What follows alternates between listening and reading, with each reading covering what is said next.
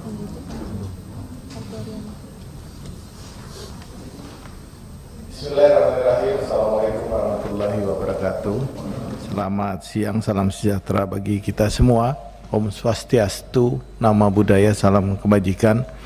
Yang terhormat pimpinan dan anggota Komisi 3 DPR RI, yang terhormat Menteri Hukum dan HAM beserta seluruh jajarannya yang hadir, serta hadirin yang kami muliakan. Pertama-tama, marilah kita panjatkan puji syukur kehadirat Allah Subhanahu wa taala karena berkat rahmat dan hidayahnya pada kesempatan hari ini kita bisa hadir untuk melaksanakan rapat kerja Komisi 3 DPR RI baik secara fisik maupun virtual dengan Menteri Hukum dan HAM Republik Indonesia dalam keadaan sehat walafiat tanpa kurang satu apapun. Berdasarkan laporan sekretariat, rapat kerja dihadiri secara fisik dan virtual sebanyak 31 orang anggota dari 53 orang dan 9 fraksi dari 9 fraksi. Oleh karena itu, quorum telah terpenuhi dan telah sesuai dengan ketentuan pasal 281 ayat 1 Peraturan DPR RI tentang tata tertib. Maka perkenankan kami membuka rapat kerja ini dan rapat kami nyatakan terbuka untuk umum. Pimpinan menawarkan dan meminta persetujuan mengenai acara rapat kerja hari ini, yaitu mendengarkan penjelasan Menteri Hukum dan HAM Republik Indonesia mengenai pertanyaan tertulis yang telah diberikan oleh Komisi 3 DPR RI, kemudian tanya jawab, kemudian kesimpulan, dan diakhiri penutup. Kami juga ingin mendapat persetujuan apakah rapat kita pada hari ini bisa kita akhiri pada pukul 12.30.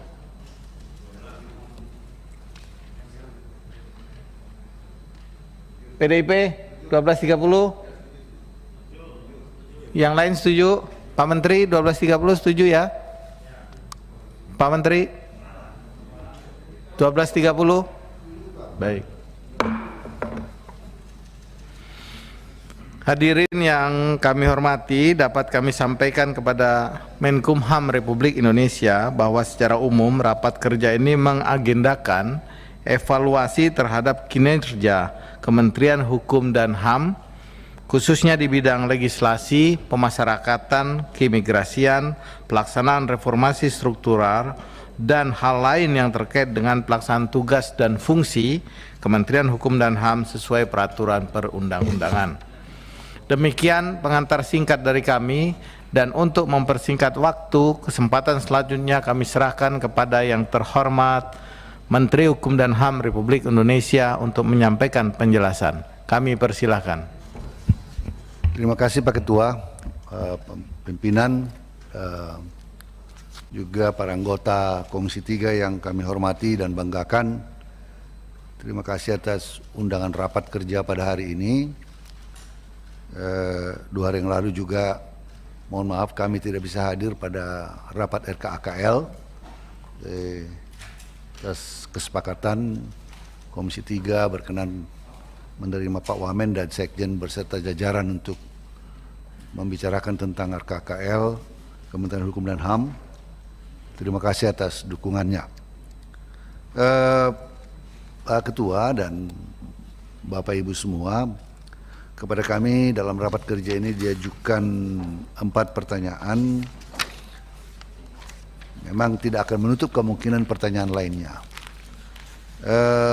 Berkenaan dengan prolegnas, sistem peradilan pidana terpadu dalam 2024 ya, ada 11 rencana undang-undang diusulkan DPR, 4 rencana undang-undang diusulkan pemerintah, 6 rencana undang-undang diusulkan bersama DPR dan pemerintah.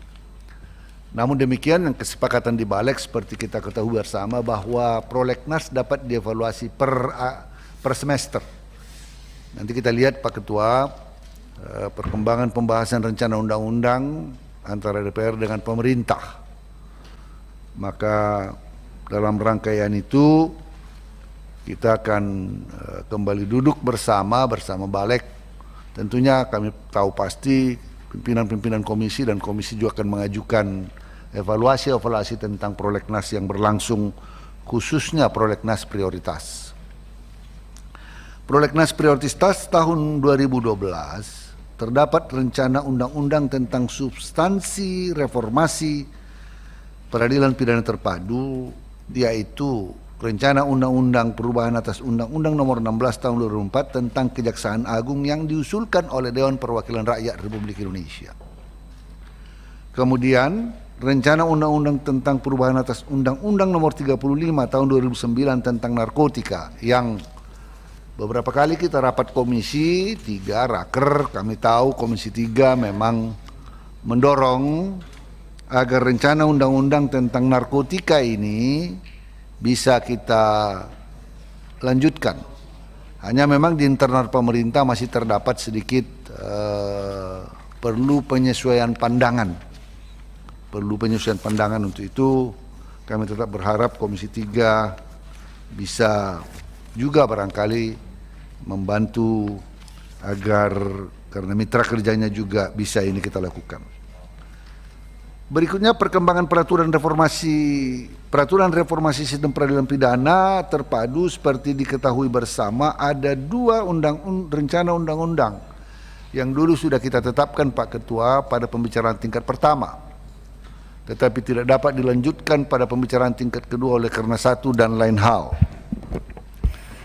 Seperti pada rapat-rapat kerja sebelumnya, bahkan Komisi 3 pernah menyurati kami, dan kami tetap berkomitmen untuk melakukan terlebih dahulu sosialisasi, dan pada evaluasi prolegnas secara bertahap kita akan teruskan. Tentunya kami menghargai dukungan dari Komisi 3 tentang hal ini, yaitu rencana undang-undang KUH pidana, ya. Dan saat ini sudah diadakan roadshow ke beberapa daerah, 10 daerah Pak Wamen? 11 daerah, terakhir di Jakarta, tentang RUU KUH pidana, dan mendapat respons positif bagi masyarakat. Bahwa ada perbedaan pendapat itu adalah sesuatu yang hal lumrah. Terutama terakhir ini ada satu hal yang agak hangat di media. Yang berikutnya rencana undang-undang pemasyarakatan, demikian juga tim pemerintah juga sudah melakukan roadshow ke beberapa daerah mengenai hal ini. Kita harapkan dengan sosialisasi yang baik ini dapat kita sepakati bersama nantinya, untuk karena dia sifatnya hanya carry over, jadi bisa kita lanjutkan. Berikutnya adalah yang kami sampaikan tadi tentang narkotika. Masih ada catatan dari Polri, barangkali ini nanti perlu Komisi 3 bisa mencoba mendiskusikan bersama-sama dengan mitra kerjanya, karena seperti yang kami sampaikan di dalam beberapa rapat kerja, bahwa kontribusi pelanggaran tindak pidana narkotika adalah bagian terbesar dari overkapasitas.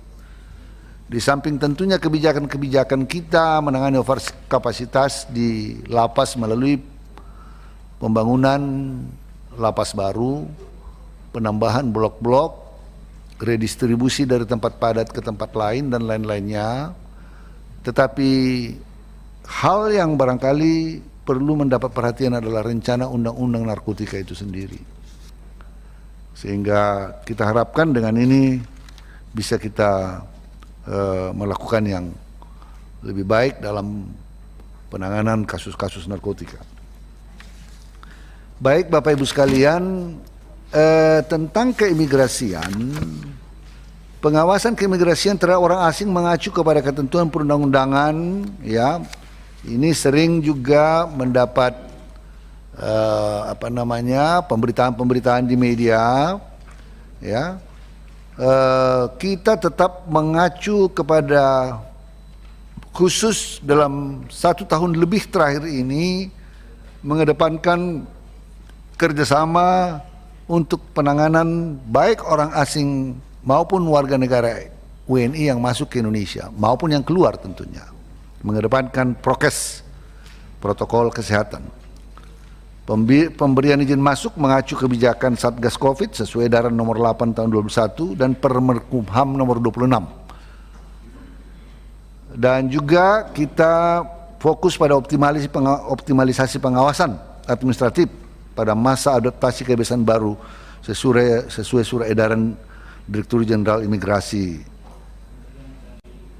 Pada tahun ini mulai dari 1 Januari Pak Ketua sampai dengan 14 Mei ya, orang asing yang masuk itu 151.563. Kalau kita lihat dari data perbandingannya bahwa kalau di tahun sebelum Covid itu sekitar bulan Juni itu 2 juta yang masuk orang asing. Sekitar 2 juta. Di bulan Mei itu 1.740.000. Jadi memang nampak sekali drop yang sangat besar. Di sini kan kalau bulan Mei itu 103.000, yang dulunya 1.740.000, ya. Nah bulan Juni ini masih datanya belum tercover kita, ya. Jadi kita melihat bahwa ada penurunan yang sangat-sangat signifikan karena kita melakukan pembatasan yang sangat ketat yang harus sesuai dengan Permenkumham tentang pembatasan orang asing, khusus kembali pasca apa yang terjadi di beberapa negara baik di Inggris, di India dan di negara-negara lainnya. Maka pembatasannya menjadi lebih diperketat. Data tentang kedatangan dan keberangkatan ada di dalam presentasi kami. Saya kira tidak perlu kami sampaikan. Contoh saja Pak Ketua perbandingan ya tahun 2019 dan 2021 ya. Januari sampai Mei 2021 kedatangan WNI itu 361 yang incoming. Nah ini kita sekarang berhadapan dengan Malaysia yang tingkat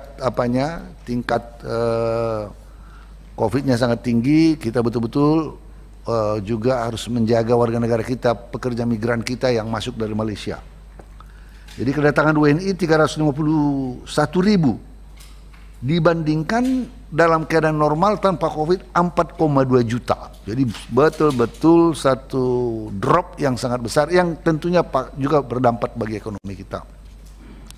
Sedangkan WNI kalau Januari sampai Mei 2021 sebanyak 2021 dibandingkan tahun 2019 itu sebanyak 10 juta orang. Betul-betul memang angka yang itu tidak jumping lagi Pak, itu diving, betul-betul. Dan sebagaimana kita ketahui dampaknya juga bagi industri pariwisata dan lain-lain menjadi sangat terasa buat kita. Data-data dari point of entry-nya, baik itu bandara, pelabuhan laut, PLBN ada di kami dan dipresentasikan. Upaya yang dilakukan untuk peningkatan PNBP barangkali kemarin juga sudah disampaikan pada RKKL Pak Ketua, ada e-visa, offshore and onshore visa, second home visa, ini dari rencana undang-undang, bukan rencana undang, ini dari Undang-Undang Cipta Kerja. Kita harapkan ini nanti bisa meningkatkan PNBP yang cukup signifikan bagi PNBP Direktorat Jenderal Imigrasi, EG Passport, Reaching Out Passport. Jadi kita harus melakukan tindakan-tindakan yang kreatif, ya, reaching out, kita jemput bola, EG Passport, ya, demikian juga mempermudah proses-proses paspor. Di bidang pemasyarakatan tahun 2001 kita ketahui dalam rangka penanganan overkapasitas, Bapak Ibu sekalian, seperti kita ketahui jumlah UPT pemasyarakatan 680, ya. Lapas rutan kapasitasnya 132.107, WBP yang ada sekarang ini 206.000 65.900 ya, dan tentunya termasuk tahanan 265.991 orang over kapasitas sebesar 100%, 101. Kalau secara rata nasional, kalau dilihat per lapas-lapas tertentu, ada yang sampai mencapai 600 lebih persen, ada yang 300, ada yang 200, tergantung daerahnya. UPT terpadat juga kami sajikan di sini, Pak Ketua, ya. Misalnya Bagansi Api-Api itu justru over kapasitasnya 932%. Memang di Bagansi Api-Api akan kita bangun, Pak Ketua, dana sudah ada, Pak Dirjen ya, akan kita bangun tahun ini, tanah disediakan oleh pemerintah daerah, karena ini sudah sangat tidak manusiawi sekali. Jadi over kapasitasnya 932%. Jadi satu tempat ditempati oleh 9,3 orang. Jadi memang sudah sangat mengerikan sekali. Maka kami mengambil betul-betul menjadikan Bagansi Api-Api sebagai prioritas pembangunan lapas yang tahun ini akan kita bangun. Jadi ada di Biren 637%, di Idi, Humbang Hasundutan, Banjarmasin, ya, Luksukon, Tebing Tinggi, Jambi, dan lain-lain dan lain-lain. Nah, kita melakukan penanganan dengan redistribusi narapidana, juga mengeluarkan Permen Kumham nomor 11 tahun 2017 tentang grand design penanganan overcrowding, dan tentunya juga Bapak Ibu sekalian dengan COVID, ya, dengan COVID kita mengeluarkan kebijakan khusus, ya, tentang imigrasi, tentang asimilasi dan integrasi yang dampaknya juga cukup signifikan, mengurangi overkapasitas. Artinya hanya sekarang persoalan kita sekarang kejaksaan dan kepolisian menjadi sangat penuh, rutan-rutannya, tahanan, rumah-rumah tahanannya, yang kadangkala kami didesak oleh baik Polda maupun Polres untuk membuka. Dan kalau misalnya sudah inkrah, kami terima tentu dengan protokol COVID, karena ada pengalaman kita juga, kalau tidak hati-hati pemindahan dari rutan yang ke lapas kita, kalau kita tidak membuat suatu protokol COVID yang jelas, yang ketat, kita khawatir nanti akan terjadi penyebaran COVID di lapas rutan. Upaya pencegahan barang ilegal terus kita lakukan. Tahun 2001 696 kali, barang terlarang 1358, sajam, handphone 1335, ganja, sabu, dan lain-lain, termasuk penyelundupan narkoba. Kerjasama antara Dirjen Pas dengan Polri dan BNN belakangan ini sangat baik sekali. Ada satu ungkapan yang sangat signifikan belakangan ini yang kalau kita lihat cukup menggembirakan dan mendapat apresiasi dari Bareskrim Polri. Hak-hak warga binaan, pemberian hak integrasi ada 86.371, remisi 135.061. Kita tentunya akan terus melakukan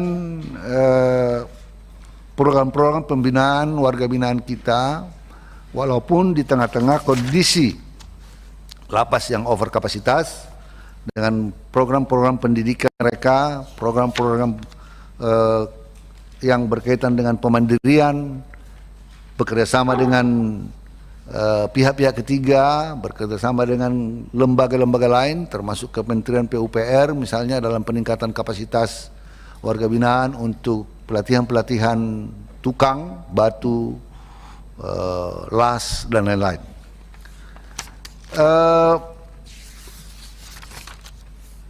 Di sini ada presentasi kami tentang kerjasama dengan Bareskrim, penggagalan narkoba. Ya, ini yang kami lakukan, Pak Ketua. Ada di presentasi untuk menghemat waktu.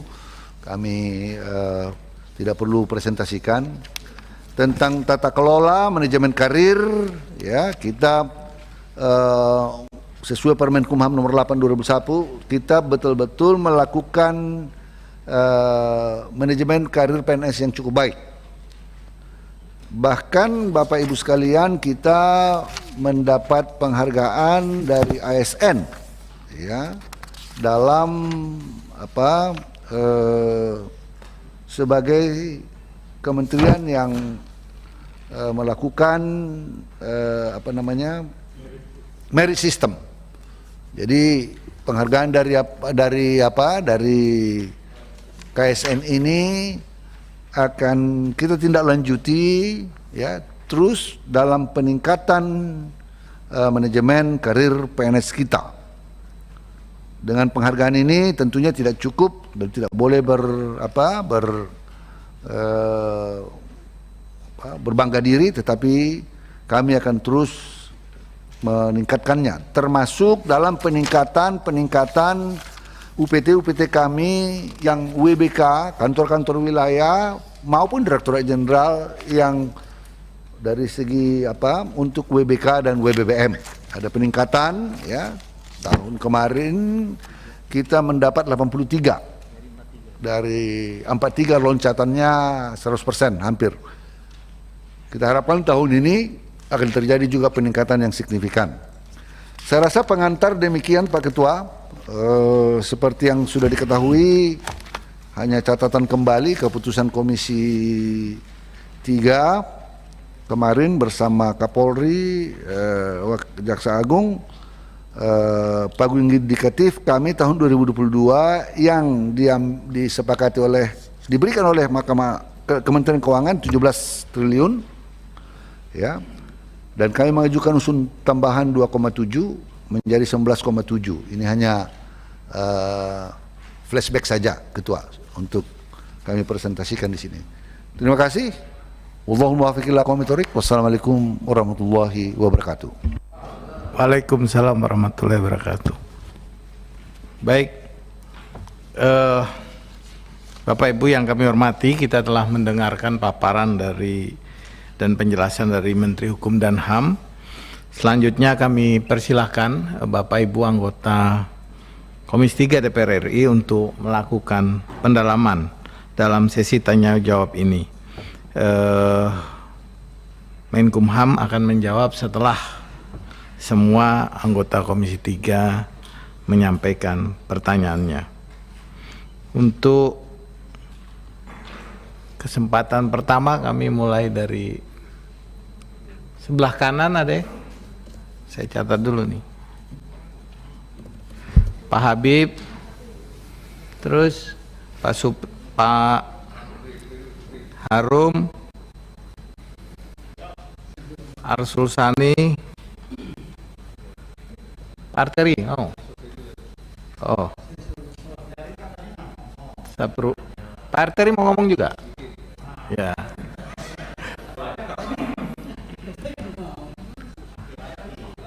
Ini karena dengar di Komisi 11 enak itu dia jadi mau ngomong. Sebelah juga Pak Gilang. Sebelah kiri Obon. Pak Obon. Pak Adang. Apa lagi? Apa ini enggak? Oh. Habis diam-diam aja. Pak ini paling terakhir ya. Ada lagi kiri Pak Wayan? Cukup. Biasanya Pak Wayan ngomong.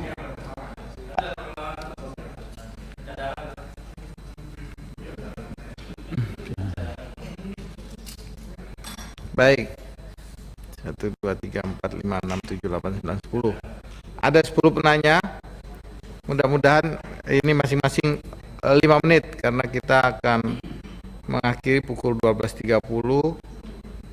Jadi 5 menit, nanti ada toleransi sedikit tergantung pertanyaannya. Kami mulai dari Pak Habibur Rahman. Ya, terima kasih pimpinan yang kami hormati, Pak Menteri Hukum dan HAM beserta jajaran, rekan-rekan anggota Komisi 3. Ada berapa hal Pak Menteri. Yang pertama, soal RKUHP ini, saya juga sempat mengikuti salah satu seminar ya, walaupun daring yang kemarin diadakan di Ambon, saya ikut. Nah, saya ingin mendapatkan informasi tambahan. Adakah masukan ya, terkait dari masyarakat, apalagi kan kemarin di kampus semua, setahu saya, terkait mekanisme carry over secara teknis. Karena kalau kita acuannya pasal 71A ya, Undang-Undang 15 tahun 2019, itu kan cuma dikatakan dimasukkan ke prolegnas. Dimasukkan ke prolegnas itu seperti apa? Tidak diatur tahapannya, apakah mengikuti tahapan yang periode lalu sudah laksanakan. Karena ini sudah tahap yang pertama, ya, apakah langsung besok tahap yang kedua? Apakah ada masukan seperti itu dari para ahli atau dari masyarakat? Ya, nah ini juga terkait dengan substansi. Saya ini Pak pegel juga selalu ditanyakan soal pasal 218 itu di RKUHP, penghinaan presiden. Saya sendiri dari dulu, dari mahasiswa paling benci ini pasal, gitu kan. Saya rasa kalau saya ditanya, baiknya ini dialihkan ke ranah perdata saja. Jadi penyelesaiannya ke arah perdata, sehingga tidak melibatkan kepolisian dan kejaksaan yang merupakan rumpun eksekutif. Selama ini masih dalam ranah pidana, tuduhan bahwa pasal ini digunakan untuk melawan menghabisi orang-orang yang berseberangan dengan kekuasaan akan terus timbul seobjektif apapun proses peradilannya. Karena apa? Karena kepolisian dan kejaksaan itu masuk dalam rumpun eksekutif. Nah, jadi ini kaitannya begitu Pak. Apakah ada masukan soal teknis carry over seperti apa? Kalau carry overnya hanya menindaklanjuti yang periode lalu, langsung kita mau ke tingkat kedua, ya percuma juga Bapak keliling Indonesia, ada 11 kota kalau nggak salah ya, judulnya menerima masukan. Itu yang kedua ya, soal asimilasi terkait COVID Pak. Dulu kan ada 30.000 kita lepas, 30.000 warga binaan dilepas. Itu evaluasinya seperti apa? Kemana orang-orang itu sekarang? Apakah ada yang kemudian melakukan pelanggaran berapa persen? Ya. Yang baik-baik saja berapa persen? Angkanya berapa? Metode evaluasinya seperti apa? Proses pelaporannya bagaimana? Karena kalau saya baca Permenkumham 10 tahun 2020, memang syaratnya jelas, tapi evaluasinya saya kurang dapat Pak. Proses, prosedur, metode evaluasinya seperti apa? Lalu koordinasi dengan kepolisian juga bagaimana? Apakah ada tren peningkatan kejahatan setelah 30.000 orang? Nah, kalau evaluasi berjalan, bagaimana? Karena ini COVID belum selesai Pak. Kebijakannya berikutnya seperti apa? Apakah akan ada kebijakan serupa jilid kedua atau tidak? Atau ada evaluasi yang lain? Kemarin saya ke salah satu Polres di Jawa Barat, terkait COVID juga masih banyak hambatan mereka. Karena Polres itu kalau nggak salah setelah inkrah baru keluar dari Polres. Keluarnya begitu, jadi numpuk di Polres. Kalau dulu kalau nggak salah P21 sudah bisa. Nah sekarang inkrah baru yang numpuk sekarang di Polres gitu. Inkrah baru dia bisa dieksekusi ke ya. Kemudian Pak Menteri, soal kehadiran TKA Tiongkok. Kalau kita bicara Tiongkok ini pasti hot issue ya, terutama terkait di zaman kemarin kita dilarang mudik Pak. Saya saja Pak sampai hari ini belum mudik ke kampung karena menahan diri sekali. Tapi kita rasa keadilan masyarakat ya terusik melihat berita pemberitaan masuknya TKA tersebut. Nah, saya sudah baca ada penjelasan bahwa telah memenuhi syarat keimigrasian. Nah, kita minta tolong didetailkan saja, Pak. Syarat keimigrasian itu apa saja yang terpenuhi sehingga masyarakat nggak teriak. Oh, ini kita dilarang mudik ya, sudah sampai kayak mau perang di tiap perbatasan kota, tapi WNA terutama yang dari Tiongkok yang begitu sorot bebas masuk. Nah, kemarin Pak Menko Polhukam bicara soal undang-undang ITE. Ini kan Bapak pasti dilibatkan nantinya kan. Revisi terbatas undang-undang ITE. Ya begitu juga. Menurut saya selain undang-undang ITE ini, yang jadi keluhan masyarakat ini kan bagaimana orang mengkritik tidak dianggap dikriminalisasi. Orang bersikap politik tidak mendapatkan ancaman hukuman. Bukan hanya undang-undang ITE. Yang paling populer itu undang-undang 146. Kayak Habib Rizik kemarin dituntut 6 tahun itu undang-undang 146. Ratna Sarumpait dan lain sebagainya kebanyakan 146, dan itu hilang ketika KUHP disahkan. Saya pikir bisa juga didorong bagaimana RKUHP disahkan sehingga setengah beban kita itu hilang, setengah beban kita hilang dengan dicabutnya undang-undang 146 tersebut. Mungkin itu dari saya. Terima kasih. Baik, terima kasih. Selanjutnya Pak Obon. Silakan Pak. Bismillahirrahmanirrahim. Assalamualaikum warahmatullahi wabarakatuh. Bapak pimpinan yang saya hormati dan rekan-rekan, Pak Menteri beserta staf yang saya hormati, saya bertanya tentang sebentar lagi bulan Juni Juli sampai dengan Agustus itu akan datang kurang lebih sekitar 7.300 pekerja migran Indonesia yang sementara ini mereka masih stay di Malaysia. Tentu jumlah ini jumlah yang sangat luar biasa banyak, Pak. 7.300. Kita harus mempersiapkan bagaimana kelanjutannya dari sisi karantinanya apabila ditemukan dari faktor kesehatan tentu. Kemudian kelanjutan mereka dan banyak hal. Karena mereka adalah warga-warga negara kita yang selama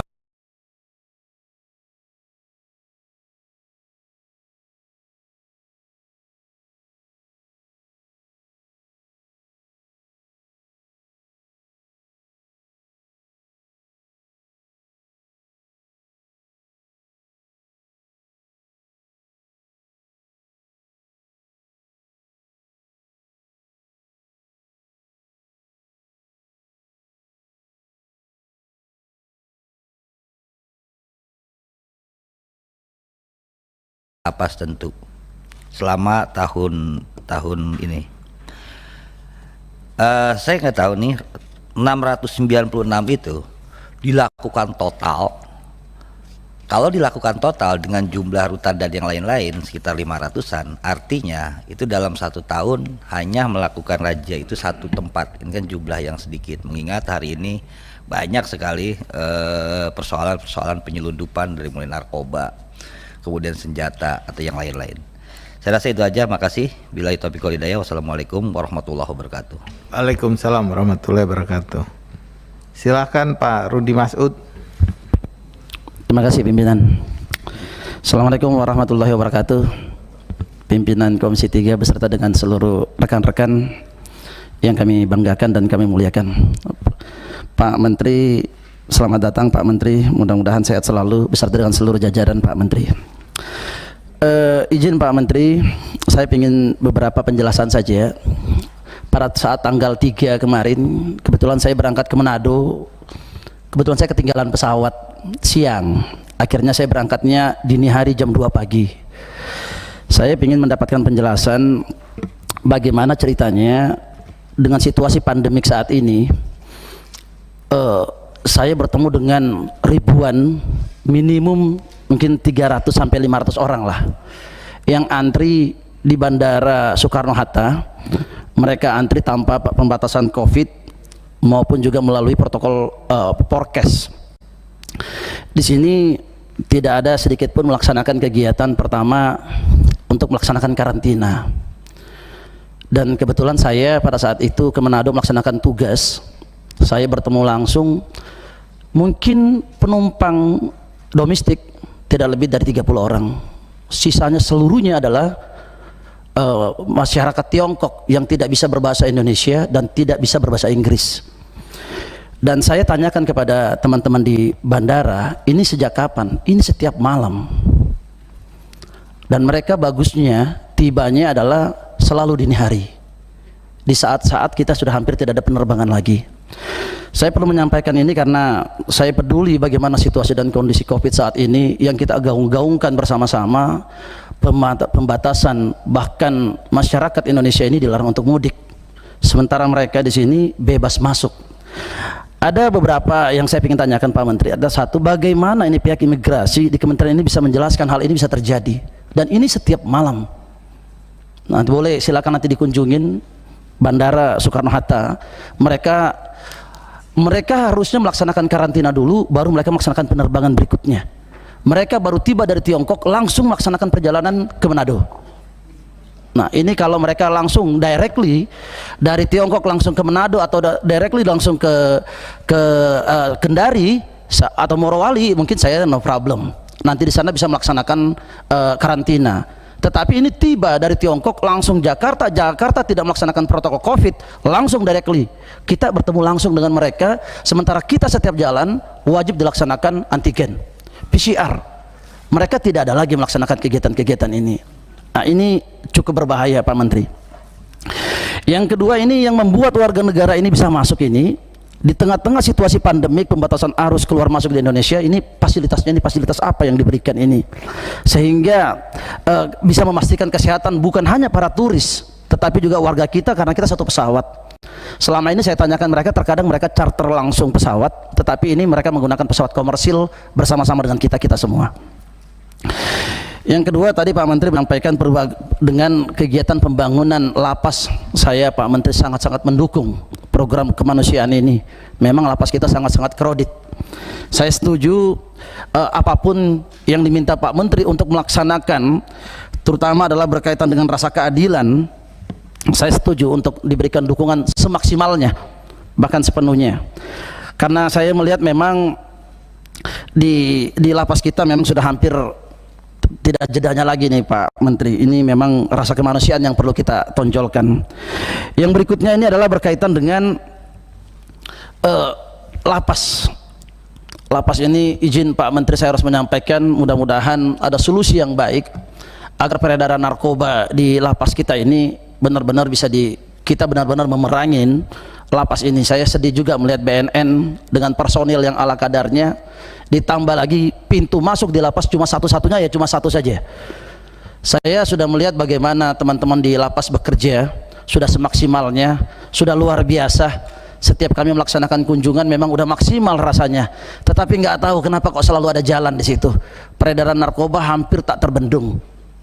Nah, ini juga mudah-mudahan Pak Menteri kita bersama-sama siap untuk memberikan supportingnya, bagaimana tindakan daripada Kemenkumham untuk bisa melaksanakan mencegah dan memberantas penyalahgunaan narkoba di lapas.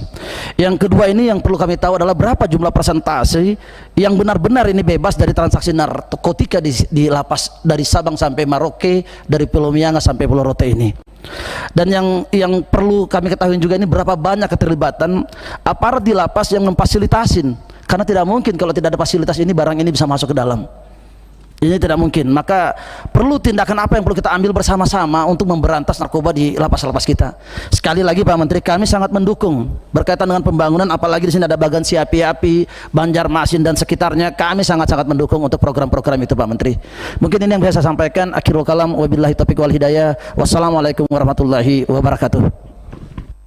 Waalaikumsalam warahmatullahi wabarakatuh. Kami persilakan yang terhormat Pak Adang. Terima kasih pimpinan dan rekan-rekan Komisi 3 dan juga yang kami hormati Menkumham dan jajarannya. Saya mungkin tidak akan mengulangi apa-apa yang dipertanyakan oleh teman-teman terdahulu, tapi ada yang ingin kami sampaikan dalam bentuk mohon penjelasan dan beberapa perhatian. Tadi Pak Menteri sempat menyampaikan bahwa perlu penyesuaian pandangan terhadap satu undang-undang.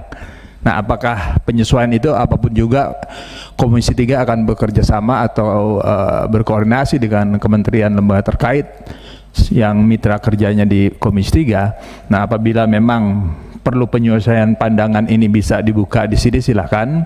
Namun apabila tidak, mohon kami diberikan masukan sehingga penyelesaian undang-undang tersebut dapat kita selesaikan dengan baik. Lalu yang menyangkut masalah keimigrasian, sama saya pikir dengan teman-teman terdahulu, khususnya menyangkut masalah warga negara asing, karena apapun juga menjadi perhatian oleh masyarakat secara luas. Saya tidak akan mengulangi kembali, terutama pengamanan pelabuhan udara dan pelabuhan laut, lebih-lebih pelabuhan laut daerah-daerah yang sangat terpencil atau istilahnya pelabuhan tikus dan sebagainya yang perlu mendapat perhatian imigrasi.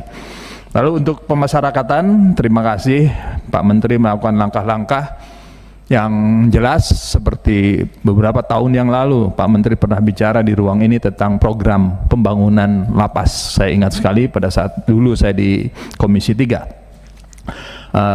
Tadi sudah disampaikan juga masalah berhubungan dengan sabu dan sebagainya, tapi saya ingin lebih menekankan tentang tadi adanya beberapa hal yang diperoleh yang ilegal, ya, yaitu sajam dan HP yang jumlahnya banyak. Saya minta tolong untuk lebih ditingkatkan saja, karena minimal dengan kerjasama dengan kepolisian atau instansi lain di dalam razia-razia yang terus dilakukan, minimal pengaruh terhadap sajam, HP maupun mungkin juga masalah narkotik yang kita jelas sering dengar, itu pasti ada, karena efek preemptif ini sangat bermanfaat dalam konteks pengamanan pemasyarakatan. Lalu jaga terus WBP yang sudah dilaksanakan baik dalam rangka pembangunan sumber daya manusia. Jadi mungkin yang perlu sekali, yang nomor satu pertanyaan saya tentang penyesuaian tentang pandangan. Terima kasih pimpinan. Terima kasih Pak yang terhormat Pak Adang. Kami persilahkan yang terhormat Pak Arsul Sani. Terima kasih Ketua. Selamat datang Pak Watua Ahmad Sahroni yang ganteng. Assalamualaikum warahmatullahi wabarakatuh. Selamat pagi, salam sejahtera bagi kita semua. Pak Menteri Hukum dan HAM yang saya hormati, Pak Wamenkumham, Pak Sekjen, beserta seluruh jajaran pejabat utama Kementerian Hukum dan HAM yang saya hormati. Izinkan saya menyampaikan topik yang tiba-tiba dalam 3 hari ini menjadi hot. Dan tadi juga sudah disinggung oleh yang terhormat Bapak Habibur Rahman. Tapi izinkan saya menyampaikan sisi pandang yang berbeda. Soal pasal penyerangan harkat dan martabat terhadap presiden dan wakil presiden dalam bentuk penghinaan atau penistaan dan lain sebagainya, ini sesuatu yang pada saat Pak Beni memimpin Panja RKUHP periode yang lalu ini juga perdebatannya panjang.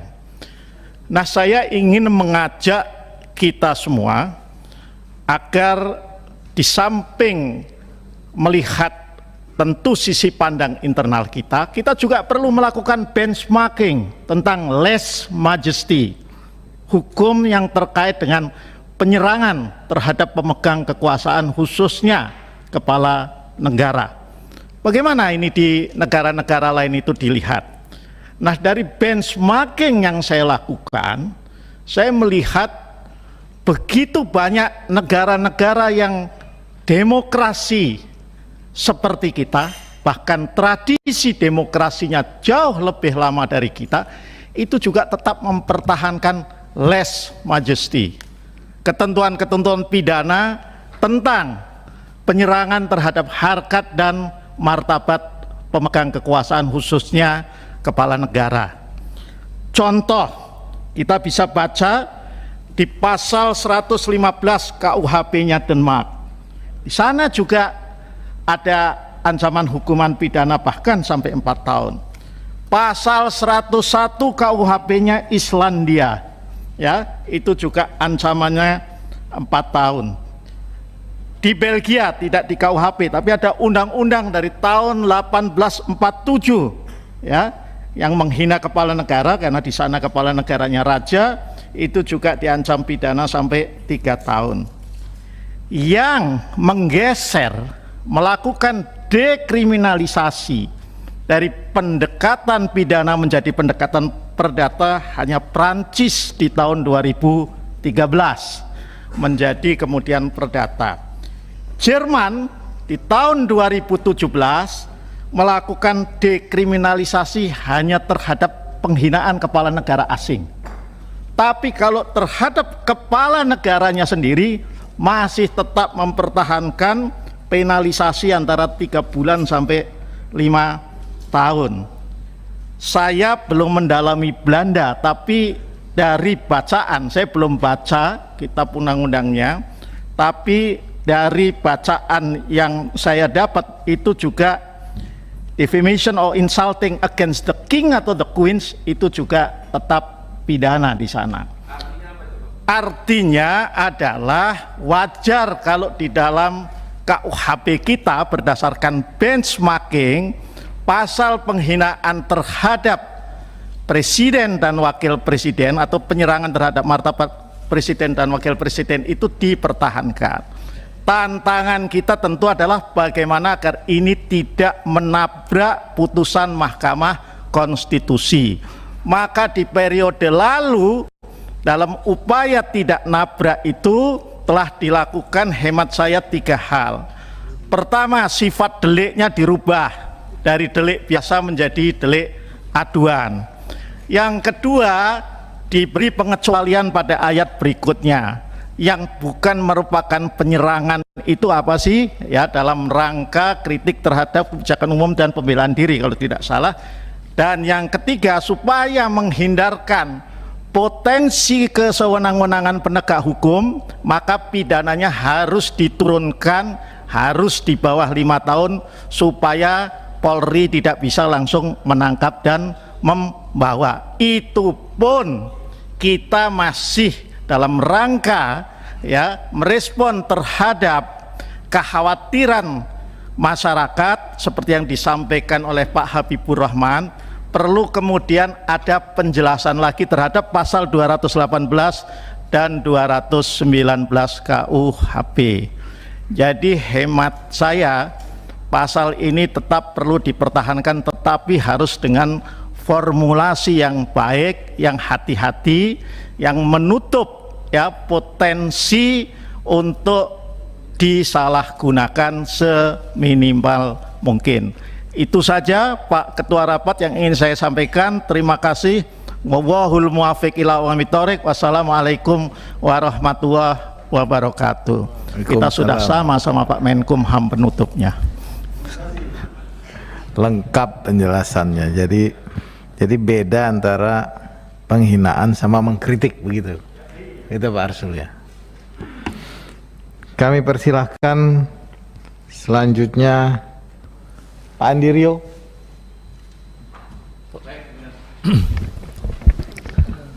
Terima kasih pimpinan yang saya hormati, Bapak Menteri Hukum beserta jajaran yang saya hormati. Saya ringkas saja Pak, 1 detik malah 1 menit. Usulan aja Pak, kebetulan kemarin usulan ini sudah periode-periode yang lalu itu sudah masuk katanya sudah masuk di Kementerian Hukum. Ada rencana kayaknya Kementerian Hukum untuk membangun imigrasi di Kabupaten Bone, khususnya di Sulawesi Selatan. Itu sudah dicek, sudah di lokasi apa segala, itu dulu bekas tanah daripada lapas atau tanah lembaga pemasyarakatan. Dan itu betul-betul Pak, tanahnya memang luas, bagus sekali karena di tengah kota. Kenapa saya berharap untuk dibangun secepatnya? Karena wilayah ini Pak adalah wilayah penyangga, jadi dari berbagai daerah, jadi bisa meliputi, bisa mengcover daripada Sulawesi Tenggara juga, di Kolaka, Kendari bisa ke sana karena penyeberangan. Kabupaten di sekitar juga bisa masuk, yaitu ada 5 kabupaten di sekitar bisa menyangga untuk keimigrasiannya. Saya berharap mudah-mudahan hal ini bisa terlaksana dan terrealisasi lebih cepat lebih baik.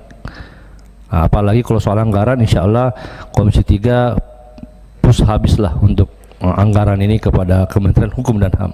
Sekian, terima kasih. Assalamualaikum warahmatullahi wabarakatuh. Assalamualaikum warahmatullahi wabarakatuh. Pak, ini aspirasi dapil ini rupanya.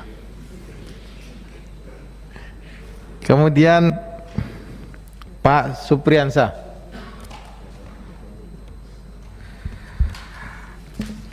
Izin Pak Saroni. Bismillahirrahmanirrahim. Assalamualaikum warahmatullahi wabarakatuh. Yang saya hormati pimpinan dan anggota Komisi 3, yang saya hormati Pak Menteri Hukum dan Wakil Menteri dan seluruh jajaran yang sempat hadir. Pertama-tama saya juga akan membahas tentang keimigrasian. Tetapi pola pandang saya pada kesempatan ini, Pak Menteri, justru saya memberikan apresiasi yang luar biasa kepada dirjennya.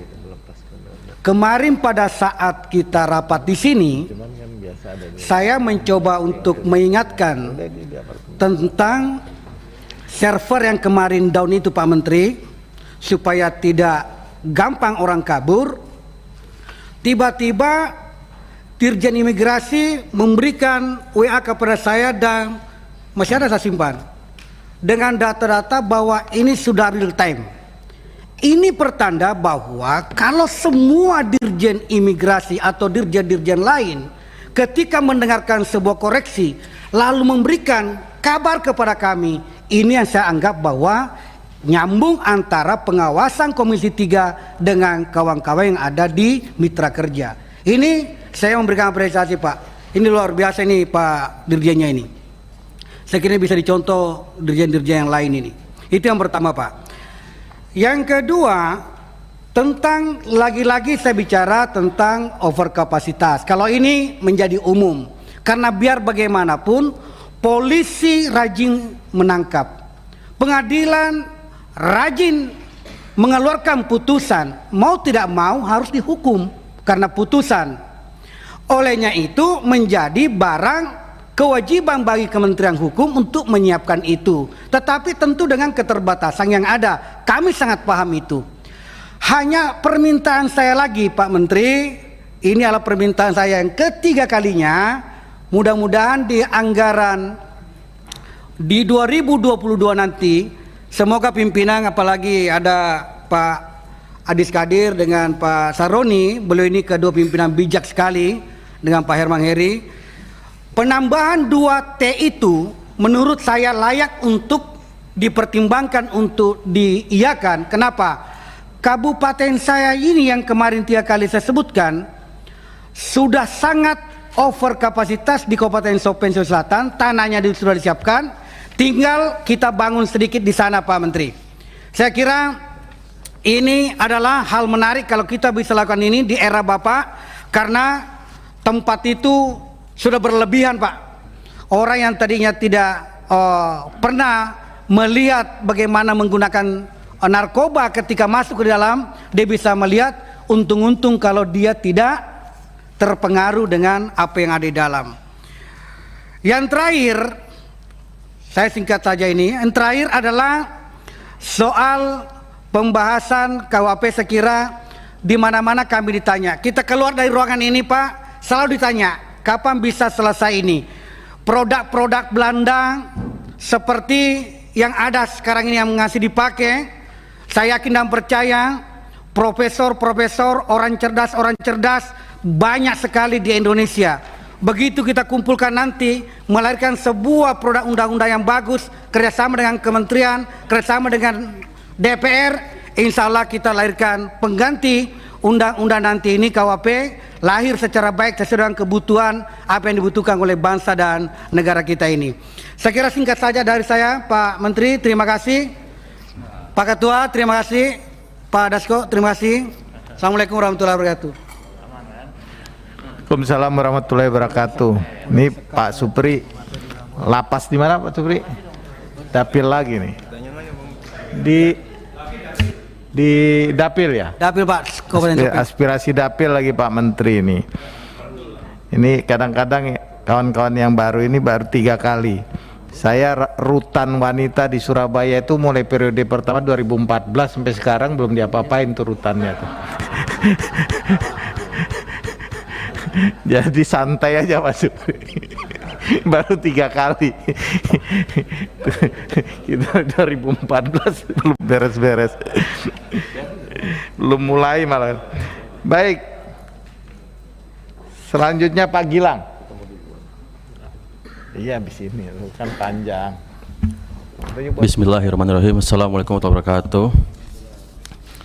Yang saya hormati pimpinan Komisi 3 serta seluruh jajarannya, yang saya hormati juga kepada rekan-rekan Komisi 3, yang saya hormati Pak Menteri beserta seluruh jajarannya. Ada beberapa hal yang ingin saya tanyakan di sini, Pak. Pertama-tama saya mengapresiasi juga atas kinerja Kemenkumham yang nantinya sudah bisa mau menangani overcrowding yang udah di lapas-lapas, karena kita tahu ini merupakan permasalahan yang ada dari tahun ke tahun. Dengan adanya progres yang tadi Bapak sampaikan, artinya kita sudah menuju ke arah yang benar, Pak. Setelah itu saya juga ingin tanyakan Pak Menteri, pada saat ini Indonesia membutuhkan dana segar dan diperlukan investor untuk datang ke Indonesia untuk membangun dan mendukung perekonomian. Kira-kira ada kemudahan apa yang diberikan dari kementerian untuk bisa memfasilitasi kemigrasian baik untuk para investor di pusat KEK, Pak. Setelahnya yang ingin saya tanyakan juga, ini juga ada beberapa aspirasi Pak dari teman-teman juga. Ada beberapa kawan-kawan yang kebetulan tinggal di Indonesia, kerja, mereka bertanya, kira-kira kita belum divaksin, ada nggak kira-kira fasilitas dari kementerian, dari Kemenkumham nantinya orang-orang asing yang kerja di Indonesia bisa vaksin juga di sini? Karena kita tahu mereka juga kerja di sini, Pak. Jangan sampai mereka ini menjadi bom waktu karena banyak orang-orang asing yang kerja di Indonesia. Terus saya juga ingin mengapresiasi juga atas paspor, Pak. Saya tahu informasi berapa minggu lalu ada di dekat rumah saya, Pak, paspor itu datang ke komplek-komplek untuk membikin. Artinya kementerian udah melakukan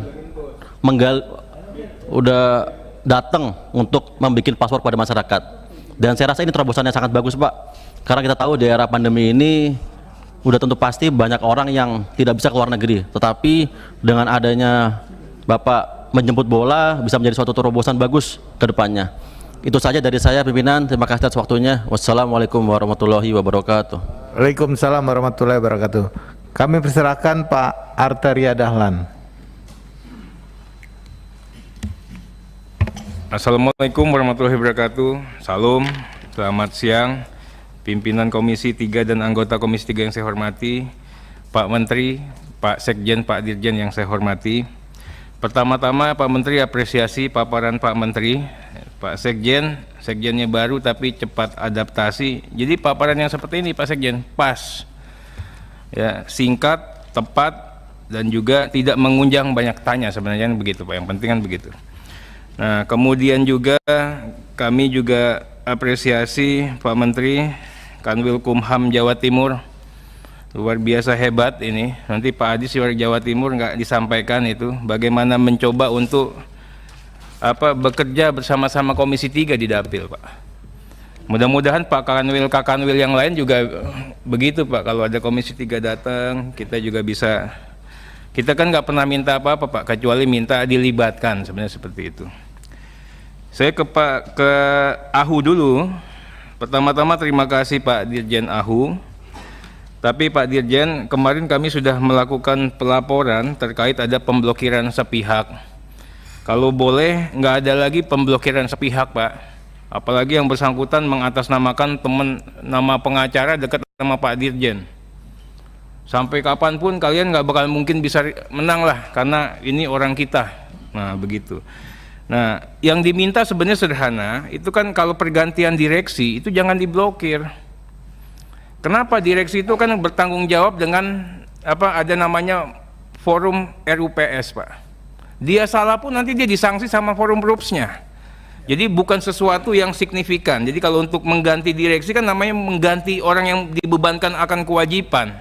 Itu harusnya bisa dibeli lebih fleksibel lagi, dan kami berharap nanti bisa dirubah melalui Permenkumhamnya. Kenapa saya katakan demikian, Pak Menteri? Saya punya kantor hukum atau punya rumah sakit lah. Kalau saya tetap jadi direksi di rumah sakit yang ini, tapi direksi di tempat yang lain, ini kan konflik kepentingan. Ada aturan di dunia internasional juga bahwa direktur rumah sakit misalnya tidak boleh di tempat yang ini ada aturannya Pak. Dengan adanya diblokir nggak bisa gini. Padahal niatan baik terhambat hanya karena peraturan-peraturan yang seperti itu. Mudah-mudahan permasalahan seperti itu bisa segera dirampungkan, dan kami juga minta betul jangan sampai pelayanan hukum terhambat hanya karena administrasi hukum yang seperti itu. Undang-undang kita mengenal yang namanya piercing corporate veil. Pemegang saham pun itu bisa dimintakan pertanggungjawabannya Pak. Jadi nggak usah khawatir terkait dengan itu. Yang kedua, untuk DJKI, apresiasi Pak Dirjen, tapi kami juga ingin sampaikan Pak Menteri, ini ada kendala kita di hukum merek Pak. Yang bisa melakukan keberatan itu hanya pemegang merek. Saya punya merek Samsung, punya iPhone, Apple. Nah, kalau ada gangguan, yang bisa itu hanya pemegang merek. Padahal di kita yang diinisiasi oleh Pak Menteri, bagaimana perlindungan terhadap kekayaan intelektual itu hadir. Sekarang itu Pak Menteri, kami khususnya di Provinsi Bali, kan gubernurnya PDI Perjuangan, itu kita memberikan arahan yang jelas kepada konsumen, kepada publik. Nanti dikasih tahu, ini barang palsu, ini barang asli Pak. Nah, ada beberapa tempat yang tidak boleh memperjualbelikan barang-barang palsu. Nah, kemudian di peraturan di perundang-undangan juga memperjualbelikan, memfasilitasi orang jual beli barang palsu, misalnya jualan di mall, itu dihukum Pak, kena pidana plus 100 juta. Ini hukumnya begitu. Nah sekarang kita kesulitan, banyak sekali pemilik-pemilik toko di Bali Pak, yang udah tahu itu barangnya palsu, tapi ada orang itu si penjual kan dia menyewa nih Pak, diingetin nggak mau, tetap jual barang palsu. Tiba-tiba yang kena itu pemilik lesor yang sama penegak hukum Pak, yang menyewakannya kena sama penegak hukum. Nah ada beberapa yang berani, tiba-tiba dipermasalahkan di mana, malah divonis sama pengadilan kalah Pak. Jadi yang menyewakan, pihak yang menyewakan dikalahkan sama pengadilan. Padahal barangnya betul-betul palsu, VCD Pak, VCD palsu, udah jelas palsu itu. Pengadilan mengatakan kami masih belum bisa melihat barang itu palsu atau tidak palsu, kan lucu banget. Itu. Kemudian main sama hakim, dihukumnya misalnya 8 miliar Pak Adis, ada yang dihukum 32 miliar. Jadi jualan begitu, padahal ini semua usaha kecil dan menengah Pak. Rakyat semua Pak yang jadi korban Pak, kecuali yang mall-mall besar ya. Ini kan toko-toko rakyat yang menyewakan cuma 30 juta sebulan Pak, setahun Pak. Pak Roni, mohon sekali nanti dijadikan atensi. Jadi kita itu jangan sampai nunggu hakinya, haki bisa mengklaim atau menjadikan justifikasi ini barang palsu. Itu. Oh kenapa pemilik barangnya Samsung atau apa? Samsung nggak bakalan mau ribut. Nanti ribut main sama polisi bayar, main sama Kumham nanti ongkos lagi, misalnya kan seperti itu Pak. Nah kami juga mohon kita lebih peka, mudah-mudahan permasalahan ini bisa cepat. Saya minta kalau bisa seminggu ini bisa diselesaikan untuk Bali Pak. Bali ini kan pasti Pak Loli juga punya atensi khusus lah untuk hal yang seperti itu. Kemudian mengenai RKUHP Pak. RKUHP ini kan karya agung bangsa kita. RKUHP ini Komisi 3 DPR RI bahkan balik menganggap ini masalahnya udah selesai Pak. DPR RI sebagai institusi mengatakan ini selesai. 2 buku 628 pasal itu selesai. Pak Wamen, 14 substansi yang butuh perhatian khusus yang mana? Oh ada demo-demo, banyakan mana yang demo dan yang nggak demo? Yang demo paling berapa sih? 1 juta. Suara saya aja 104 yang milih benar Pak. 108.000 Pak. Yang milih salah mungkin ada 600.000 karena dikasih duit ke orang lain gitu. Masa kita jauh lebih banyak. Rasio legis dan bangunan hukumnya sudah kita bangun. Nah kami mohon nanti ya dijabarkan. Saya sedih loh, tiba-tiba teman-teman melakukan sosialisasi. Kebetulan saya di Badan Legislasi, Pak. Tidak pernah ada satu ketentuan peraturan perundang-undangan pun yang tidak tersosialisasikan dan disosialisasikan oleh DPR bersama pemerintah. Begitu kita mengatakan, yuk prolegnas prioritas 2021, turun tim balik, Pak, untuk sosialisasi ke seluruh penjuru Republik ini, Pak. Jadi kalau dikatakan RKUHP nggak ada sosialisasinya, nih udah nggak masuk logika akal sehat. Kurang sosialisasinya nggak masuk logika akal sehat. Kami mohon nanti teman-teman Kumham juga kuat, dan kami juga mohon Pak Wamen, ya ini kan Bapak akademisi, tolong diajak kita lah. Kita ini dilibatin, minimal di dapil kita bicara RKUHP kita dilibatkan. Ya, minimal kalau di Jakarta ya dilibatkan. Karena kan kami juga tahu kenapa materi muatan itu secara filosofis, yuridis, sosiologis lahir pada saat kita pembahasan yang ada di sini. Saya lucu juga nih Pak, kemarin belakangan ini kan dua hari terakhir semua media ribut mengenai penghinaan presiden. Tadi Pak Arso sudah mengatakan, ini nggak ada kaitannya sama putusan MK. Makanya kalau saya katakan ada namanya ahli Uceng dari UGM. Kalau saya Pak, orang pinter itu zaman saya Pak, belum tamat, Pak Freddy Haris ya, kita ini udah pada diambil kantor-kantor hukum Pak. Itu namanya orang pinter Pak. Kalau yang masih di kampus sih saya pikir ya pinter juga lah Pak. Gitu loh Pak. Nah yang kedua, ini jelas Pak, hina Pak Roni sebagai anggota DPR, hingga hina Pak Roni sebagai pimpinan Komisi 3 yang menjalankan tugas saja dihukum.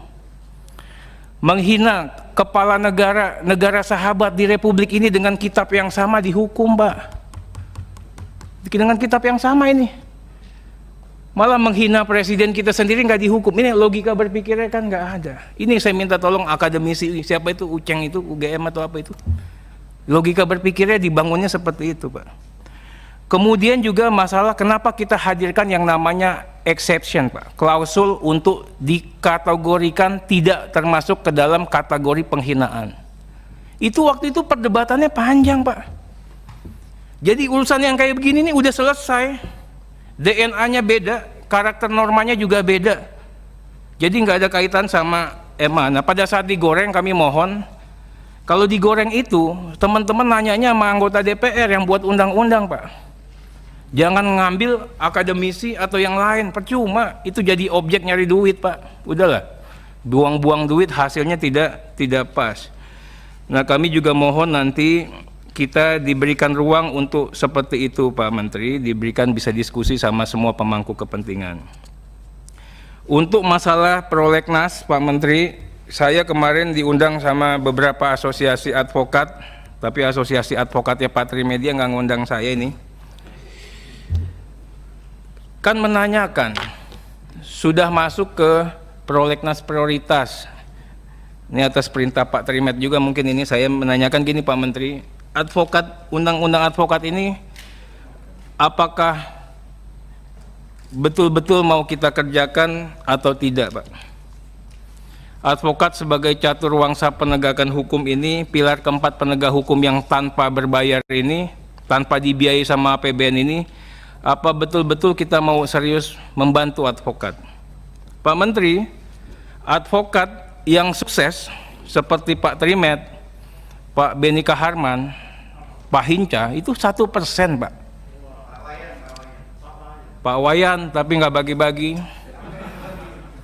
Ya, 1% Pak Menteri. Sisanya itu apa Pak? Advokat itu sisanya Markus, mafia kasus. Sisanya itu adalah kaki tangan penegak hukum, suruhannya hakim, polisi, jaksa, narikin duit, lobi kiri, lobi kanan, ya kan? Sisanya debt collector Pak, atau mungkin bahayanya tempat simpan uang para penegak hukum. Itu advokat kita. Saya bukan karena saya backgroundnya advokat, tapi memang pembahasan mengenai RUU advokat ini perlu untuk disegerakan Pak Menteri, karena ini minimal menjadi kekuatan penyeimbang lah. Ada kekuatan dari penyidik kepolisian, kejaksaan, teman-teman di kehakiman, sehingga mudah-mudahan akan menjadi penguatan bagi criminal justice system yang dihadirkan oleh bangsa ini. Kami mohon ini aspirasi advokat, Pak. Berikutnya juga mengenai kantor imigrasi, Pak Menteri. Ini ya kita butuh tanda tangannya Pak Menteri. Kita punya Pak Akram. Kita punya Pak Pandu, Pak, untuk di Blitar. Itu orang-orang hebat, Pak.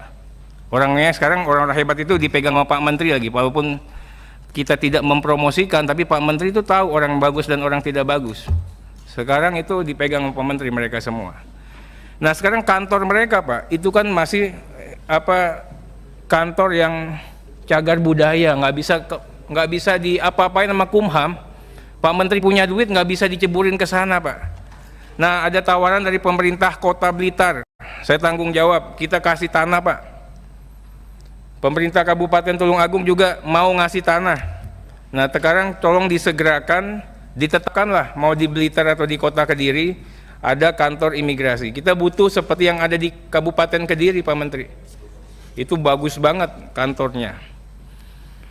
Berikut mengenai RUU Narkotika, Pak. RUU Narkotika itu adalah solusi bagi lapas yang over capacity, Pak. Kalau Bapak bilang mau bangun lapas, ntar diisi sama napi narkoba, nggak ada isinya, nggak ada solusi, Pak. Isinya, kenapa saya katakan begitu? Ini ada undang-undang yang salah, Pak Sekjen. Bayangin 170.000 penghuni lapas itu narkoba. Dari 250.000 total lapas. Kita gas, BNN kerja yang benar, di narkoba kerja yang benar, naik, Pak. Naik tahanan lapas penuh. Hanya di Republik inilah yang mengatakan narkoba itu kejahatan paling hebat lah, kalah yang lain, pembunuhan kalah dan sebagainya kalah. Sehingga dilakukanlah upaya yang seperti ini. Nah kami mohon sekali dilakukan pembahasan yang mendalam. Kemarin kita ketemu sama Pak Kepala BNN, ya bagaimana bisa kerja-kerja bareng antara penegak hukum, Kumham dan BNN untuk bisa mengatasi persoalan ini dalam konteks revisi Undang-Undang Narkotika, Pak. Materi muatannya itu diatur sedemikian rupa. Yang namanya bandar pengedar, Pak, bandar dan pengedar sah dia mati, Pak. Bandar pengedar sah mati. Jadi jangan ditangkap, buat dia lari, Pak. Begitu dia lari kita tembak. Nah, kemudian juga kalau yang namanya pemakai dikatakan juga, Pak, pemakai yang pecandu tahan. Tapi kalau korban itu yang direhab. Oh, kok pemakai pecandu? Iya ditahan, udah mau mati juga orang tuh, Pak. Syukur-syukur di tahanan bisa dibuat mati, itu loh. Nah, mudah-mudahan ini bisa dijadikan pertimbangan. Berikut mengenai reformasi sistem peradilan pidana, Pak.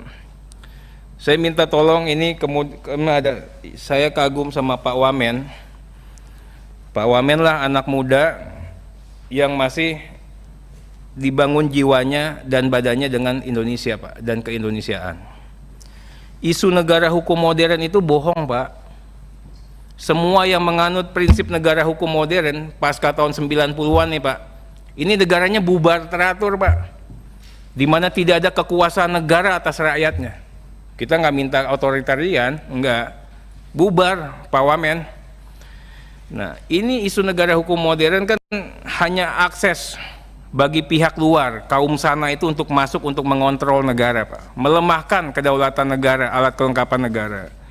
Nah, kami mohon sekali di sini ada 21 RUU. 21 RUU-nya yang saya katakan harus hati-hati. Kenapa hati-hati, Pak? Udahlah, kita harus bedakan HAM kita dengan HAM yang sana. Demokrasi kita dengan demokrasi yang sana. Demokrasi kita paling bagus. Kenapa paling bagus, Pak? Di negara lain, Pak, di Amerika, menghardik polisi digampar, Pak. Digampar.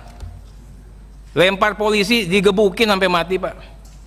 Di sini polisi dibakar aja dibiarin aja, Pak. Polisi sambit batu aja dibiarin aja. Jadi kita lebih baik sebenarnya demokrasi kita. Nah kami mohon, Pak, atensi Pak Menteri, undang-undang KAI ini urgensinya apa? Nggak ada, itu bukan bagian dari kekuasaan kehakiman. Kami juga sudah bicara dengan teman-teman yang di Balek, undang-undang KAI ini harus dipangkas, nggak bisa lagi. Kok ini masuk ke dalam reformasi sistem peradilan pidana? Nggak ada kaitannya, Pak. KAI itu kebablasan, kan Pak Menteri yang membidani lahirnya amandemen Undang-Undang Dasar, waktu itu kan memang suasananya tidak normal. Sehingga lahirlah pasal 23 atau 24 itu. Kemudian Pak, mengenai undang-undang saksi dan korban, substansinya adalah bagaimana pemenuhan hak-hak Pak, bukan hak-hak saksi dan korban. Tambahannya itu bagaimana yang korban teroris dan keluarga itu Pak. Selama anggarannya nggak ada, ini susah juga Pak, akan menjadi undang-undang yang tidak bisa dieksekut Pak Menteri. Berikutnya kami juga mohon sekali, apa iya undang-undang teroris 2018 ini mau kita revisi lagi Pak? Melahirkannya aja pertempurannya panjang ini Pak Adi. Saya nggak tahu kalau ini dirubah, mendingan banyak sekali undang-undang yang bisa kita perbaiki yang lebih urgent. Ya, tapi berikutnya waktunya. Mengenai undang-undang tipikor Pak Menteri, undang-undang tipikor kalau boleh ya kita harus merenungkan betul, jangan sampai nanti perdebatan baru dan memasukkan materi muatan yang justru kontraproduktif Pak Menteri. Terima kasih sekali lagi, apresiasi kami kepada jajaran Kemenkumham. Wassalamualaikum warahmatullahi wabarakatuh. Salam. Terima kasih Pak Arteria. Itu Pak, kadang-kadang Pak Arteria. Itu tadi mintanya kan cepat-cepat saja sedikit. Nah, cepatnya itu segitu Pak. Itu kalau panjangnya kita tahu lagi berapa panjang waktunya. Ya, terima kasih Pak Arteria, panjang kali lebar. Cuman tadi yang Dirjen AHU itu kita heran juga. Biasanya enggak, tadi yang Pak Arteria bilang ya Dirjen AHU. Kalau sama saya enggak begitu, bagus jalan terus. Iya, kalau sama Pak Arteria kok begitu ya. Nah, biasa sama kita biasanya fine aja, diblokir kagak gitu kan. Kemudian sosialisasi RUKHP itu sosialisasi Pak, jadi kita dilibatkan memang, dan pimpinan Pak Herman Heri menugaskan Pak Arsul Sani Pak, karena dianggap dulu yang mengikuti terus, jadi Pak Arsul Sani biasanya ngikutin, jadi dilibatkan kita. Nanti kalau Pak Arteria juga mau, nanti kita bilang sama Pak Herman Heri, ini ternyata Pak Arteria juga mau ikut sosialisasi. Ya, Jawa Timur sudah. Waktu itu saya diminta Pak Arteria, saya mau minta wakilkan ke Pak Arteria, tapi waktu itu susah ditelepon, jadi Pak Arsul Sani yang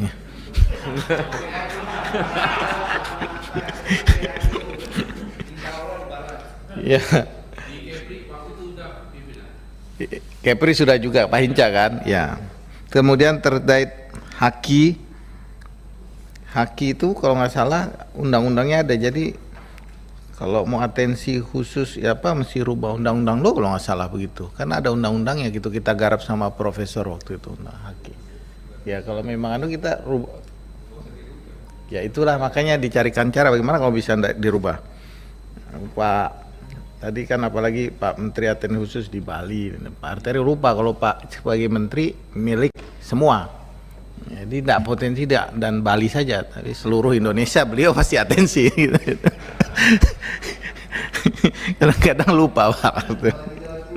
Apalagi Jawa Timur milik saya juga itu. Nah, Jawa Timur memang luar biasa Pak kanwilnya. Itu ini udah betul Pak kalau Pak Arteria bilang itu. Itu Arteria bilang benar sekali bahwa kanwilnya luar biasa kalau Jawa Timur. Kami sedih Pak ya.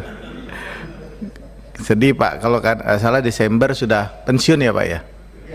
Ya, mudah-mudahan gantinya bisa gitu Pak. Ya, seperti Pak Jeroji itu udah cocok Pak.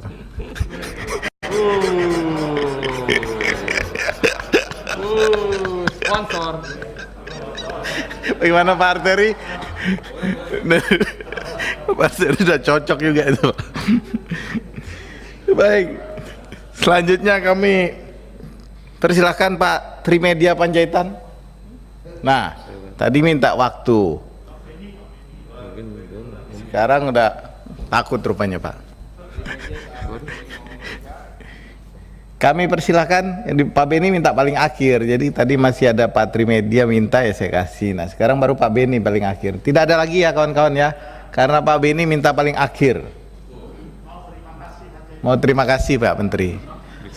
Silakan Pak Beni.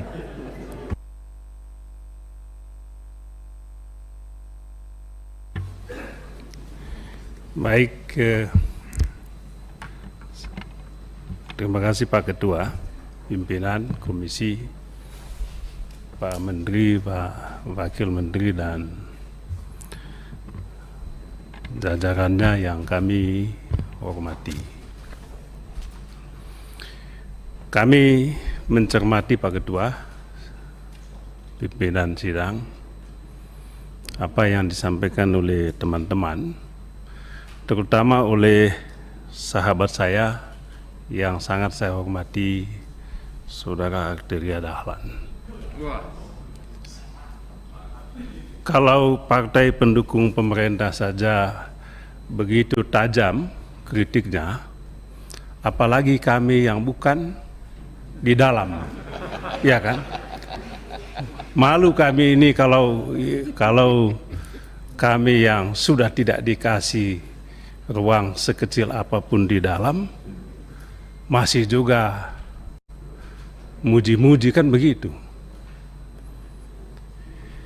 Oleh sebab itu, perkenankan saya Pak Ketua, Pak Menteri, untuk menyampaikan pujian-pujian dan juga kritikan-kritikan yang mungkin ada manfaatnya.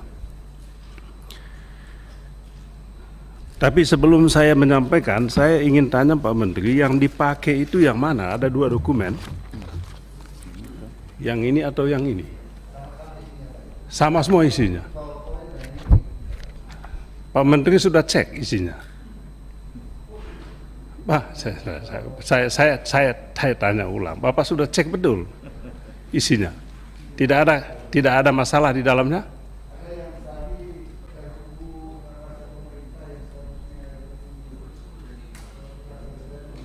Hanya itu saja. Artinya typo-typo aja yang salah lah. Oke, baik.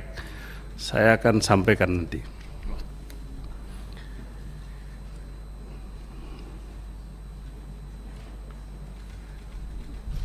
Saya ingin konfirmasi dulu. Boleh buka halaman 23 yang ini? Supaya tidak salah nanti kita.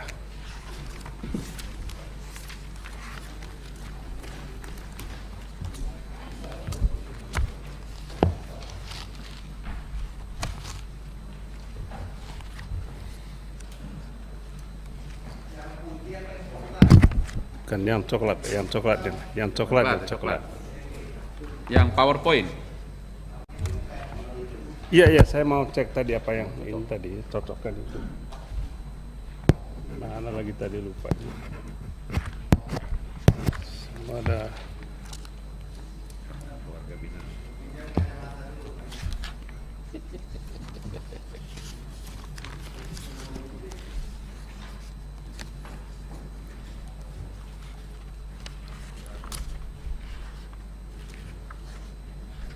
Yang soal binaan di mana Pak? Halaman berapa Pak? Itu dia warga binaan. Hah? Oh baik. Halaman 23 Bapak. Pemberian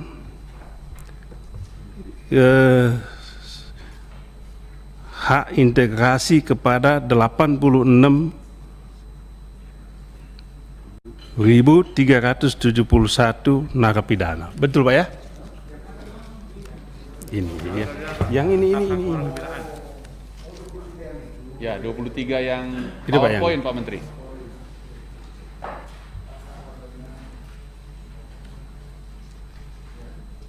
puluh 23. PowerPoint. Lalu Pak Menteri buka ini halaman 32. Putih. Supaya tidak ada ini, supaya kita diskusinya rujukan sama. Kalau ini jadi rujukannya Pak Menteri, di sini ditulis hak integrasi itu 53.526 ya. Ya.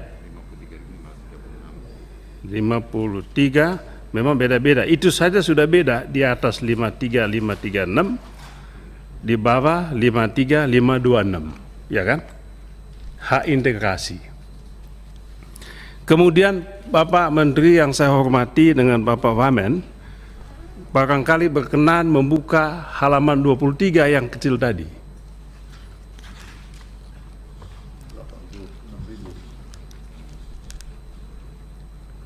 Di sini ada penambahan luar biasa. 53 menjadi 86.371. Ya Pak ya?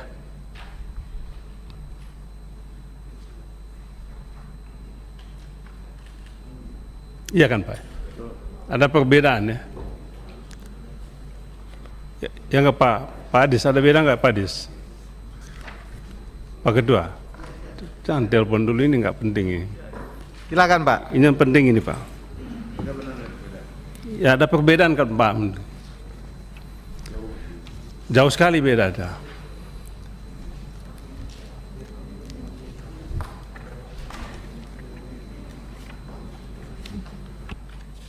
Pak Arteria Dahlan jauh sekali beda. Makanya tadi saya tanya yang kita pakai itu sebetulnya yang mana?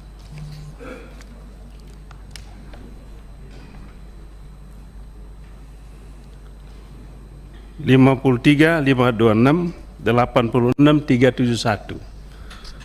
Puluhan ribu jumlahnya, selisihnya.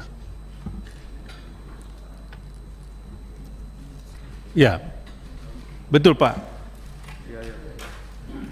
Betul nggak ada bedanya ini? Nah.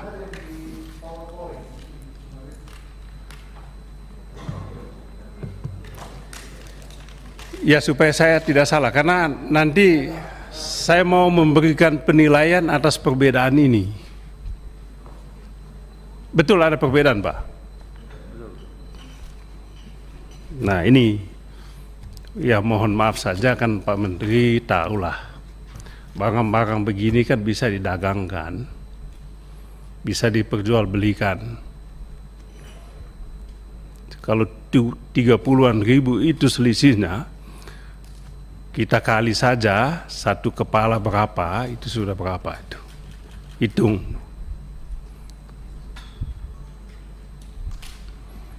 Dan cerita tentang jual beli PB di lapas ini udah menjadi cerita umum. Gitu Pak. Ini saya mohon maaf saya tanya tadi ya Pak. Kita yang penting saya sudah tahu ada perbedaan. Baik, selanjutnya saya ingin menyampaikan terima kasih ya kepada Pak Menteri Hukum dan HAM. Saya rasa harus objektif saya sampaikan banyak kemajuan yang telah dicapai paling tidak di dalam narasi-narasi ini. Dan juga di lapangan saya menemukan banyak perubahan, banyak kemajuan. Ini tidak saya sampaikan bukan karena doa saya dikabulkan, lalu saya memuji Pak Menteri, tidak. Ini nyatanya memang banyak kemajuan. Meskipun demikian, saya ingin menyampaikan beberapa pertanyaan yang mungkin nanti Pak Menteri bisa menjelaskan ini. Yang pertama yang berkaitan dengan PB, pemberian pembebasan bersyarat. Saya ingin sekali untuk mendapatkan gambaran lebih jauh tentang SOP pengajuan itu. Sebab mohon maaf, kami menemukan begitu banyak keluhan adanya pemberian hak yang tidak equal, yang tidak adil, dan mungkin diskriminatif. ini kok dikasih, yang ini kok tidak. Yang ini kelakuannya baik sekali, tidak mendapatkan haknya, yang ini kok dapat. Padahal, nah ini kan ada keluhan-keluhan begitu. Maka penting sekali adanya SOP yang mungkin lebih objektif untuk memberikan penilaian, sehingga setiap warga binaan akan tahu, oh nanti saya akan dapat PB dan tidak. Nah, kalau kita cek di sana, bagaimana ajukan PB? Sudah ajukan, oh susah Pak, saya tidak bisa ajukan. Kenapa nggak bisa ajukan? Ya mahal. Oh ya, jadi mahal juga untuk mendapatkan haknya. Nah, saya tidak tahu Pak Menteri tahu nggak ini. Nah, saya takut tadi seperti pertanyaan saya, Pak Menteri sudah cek tidak dua dokumen ini. Pak Menteri tadi dengan tegas mengatakan sudah cek, tidak ada perbedaan. Nah, nyatanya ada perbedaan. Dan perbedaan sangat meaningful. Jadi oleh sebab itu kami ingin mendapatkan penjelasan mengenai syarat-syaratnya itu. SOP-nya seperti apa. Nah, ini juga nanti bisa kita sosialisasikan kepada setiap warga binaan. Ini, kalau you berkelakuan baik seperti ini, you akan mendapatkan hak ini. Jadi, hak tidak diberikan berdasarkan kedekatan atau hal-hal yang tadi saya sampaikan. Mungkin tidak betul penyampaian itu, tapi mungkin perlu Pak Menteri cek.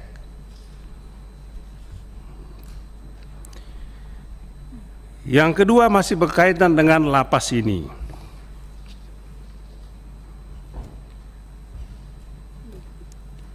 Saya sampai saat ini saya selalu tanya dan belum mendapatkan penjelasan bagaimana ceritanya ada transaksi narkoba di dalam lapas. Barang ilegal itu masuk lewat apa? Ya, waktu itu dijelaskan, oh ada dilempar Pak di atas. Ya, berapa sih, kan begitu. Kemudian ada yang masuk melalui ini. Padahal setahu saya hanya ada satu pintunya. Pintu itu pun pintu besi dan juga berlapis-lapis. Jadi dagang transaksi narkoba dari lapas. Wah, mengapa? Ya, sebab HP-nya dibolehkan bawa ke dalam, lalu yang bersangkutan bisa mengendalikan bisnisnya dari dalam lapas. Ya, ini juga jadi pertanyaan kita. Kemudian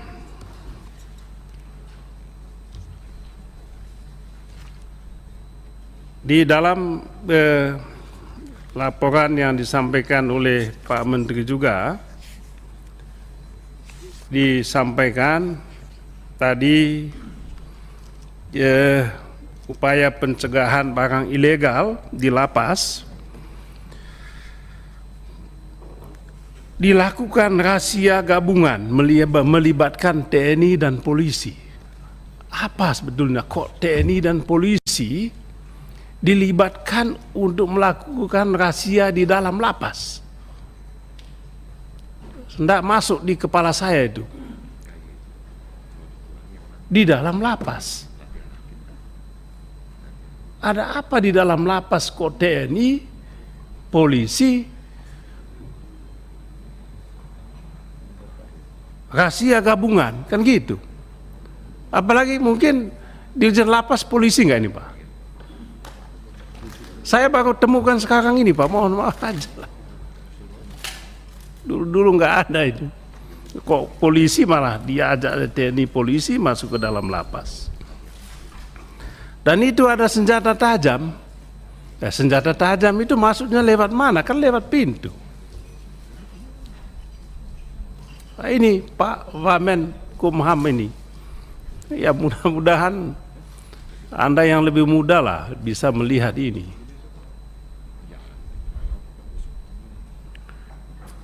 Bagaimana senjata tajam bisa masuk ke dalam lapas, lalu kemudian TNI dan polisi diajak untuk melakukan razia di dalam lapas.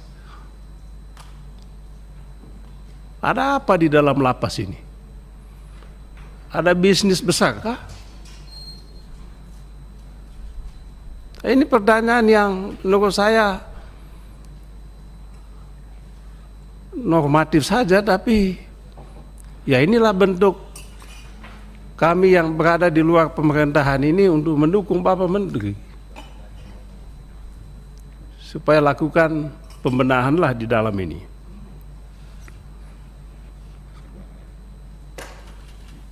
Jadi ini pertanyaan yang mungkin perlu Bapak Menteri lakukan pengecekan, lakukan perbaikan ke dalam.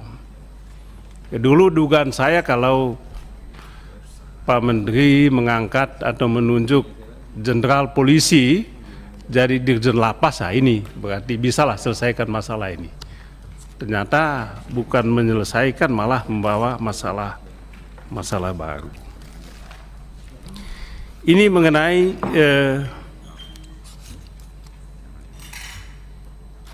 lapas, Pak. Banyak lagi yang lain, tapi saya anggap ini yang paling penting. Yang kedua, soal yang ketiga. Enggak, itu kan tadi lapas, Pak, berkaitan dengan lapas. Lapas itu banyak variannya. Ada 1, 2. Kemudian soal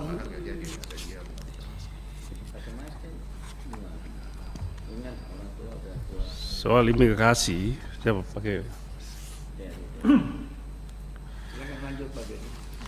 Nah, soal imigrasi ini saya mendapatkan keluhan, bukan ada hantu datang ke saya, hantu, Pak, hantu. Kenapa saya bilang hantu? Ya saya nggak sebut manusianya namanya siapa, biasalah kayak Busek lah, kayak itu, kayak kurang lebih kayak gitu. Kalau Busek itu lewat medsos, ini fisik dia, Pak Ketua, manusia hantu, dia pakai ini sehingga saya nggak tahu mukanya, hanya saya dengar suaranya. Suaranya tentang apa? Tentang imigrasi. Banyak masalah di imigrasi, Pak Menteri. Tapi saya hanya menyampaikan 2 hal.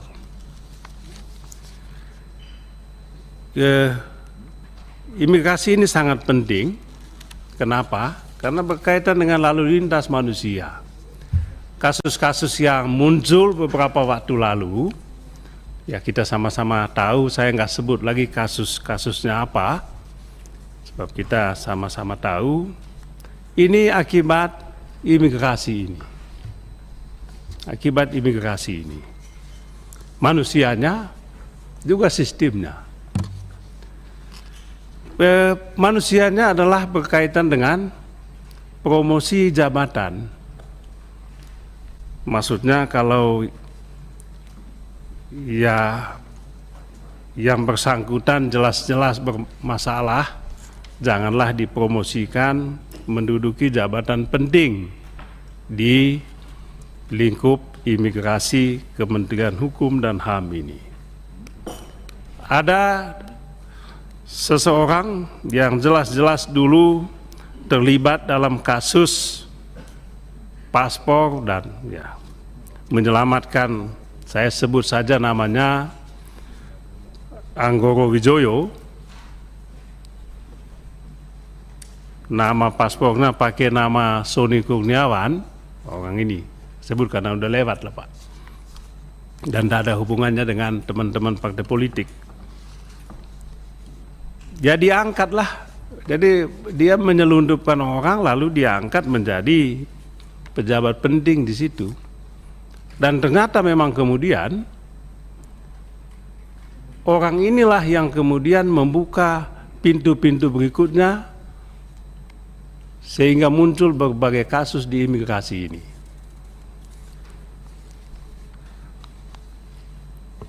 Jadi loloskannya macam-macam, Pak.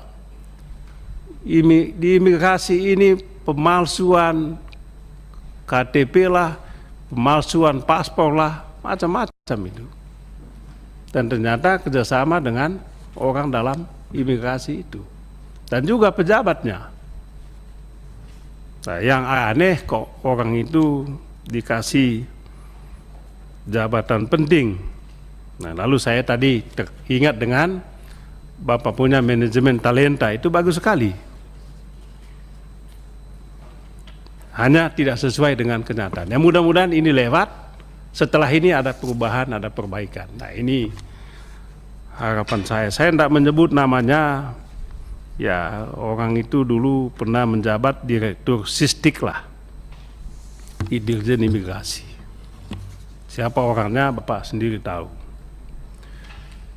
Kemudian yang berkaitan dengan imigrasi ini, saya ingin tanya penyelesaian kasus paspor polikarbonat dulu. Tahun 2017 atau 2018. Jadi ada serah terima bodong. Serah terima bodong itu maksudnya gini. Paspor ini sudah selesai cetak, sudah. Lalu dari vendor ini diserahkan ke imigrasi, kan begitu. Seolah-olah sudah selesaikan. Nah, semua barang ini sudah dicetak, tidak bisa dipakai karena apa? Mesinnya itu enggak. Ya. Tadi saya tanya Pak, sahabat saya Pak Nurdin, ini gimana penyelesaiannya kasus ini kalau bisa diselesaikan? Karena itu nyangkut duit juga, tidak sedikit itu Pak. Nah, saya meminta si orang hantu tadi, saya bilang coba kau bawalah ke saya satu koper itu paspor polikarbonat yang dicetak itu. Dia bawa.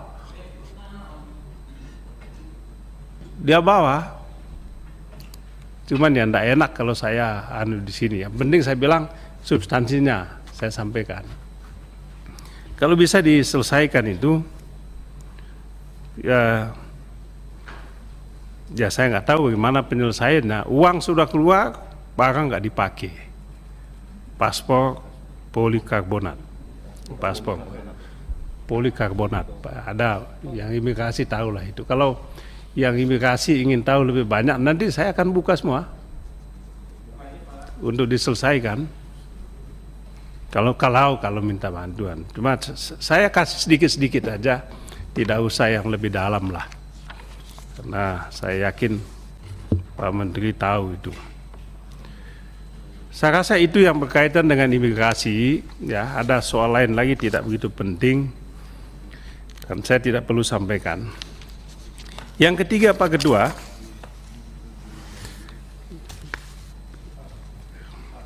yang keempat ya. Nah, ini soal KUHP. Tadi Pak Arsul menyampaikan itu. Kalau saya tidak salah ingat, Pak Menteri juga tahu Pak Arsul yang menjadi alter egonya ketua komisi untuk pembahasan KUHP ini. Soal pasal penghinaan terhadap presiden dan wakil presiden yang tadi disampaikan oleh Pak Arsul, kalau saya tidak salah itu dulu sudah selesai kita bahas setelah melalui debat yang begitu panjang. Bahkan dulu saya tanya, definisi penghinaan saja sampai saat ini tidak jelas. Juga di dalam rancangan KUHP dan dalam KUHP yang lama juga tidak jelas. Akibatnya suka-suka, kan gitu Pak. Kalau penguasa tidak suka, kritik, wah ini yang kritik ini penghinaan, tangkap, kan gitu. Apalagi kalau polisi kayak zaman sekarang jadi alat, ya udah Enak aja polisinya disuruh tangkap orang ini. Kan gitu sekarang ini. Nah, lalu betul sekali Pak Arsul sampaikan, dulu ada putusan Mahkamah Konstitusi, pasal itu dihapus. Ya kan Pak Arsul? Pasal itu dihapus dalam KUHP kan gitu. Itulah sebabnya dulu Pak Menteri, waktu Bapak Presiden Indonesia ke-6, masih ingat kan? Orang bawa kerbau di bundaran HI, lalu dituliskan gitu. Tidak bisa dibawa ke polisi karena apa? Pasal itu sudah dihapus di dalam KUHP, Pak. Dan yang menghapus itu adalah yang terhormat, kalau saya tidak salah, yang jadi Menko Polhukam saat ini. Saat itu dia menjadi Ketua Mahkamah Konstitusi. Luar biasa, sangat progresif. Hanya begitu beliau saat ini jadi Menko Polhukam, saya mendengar sayup-sayup bahwa beliau juga mendukung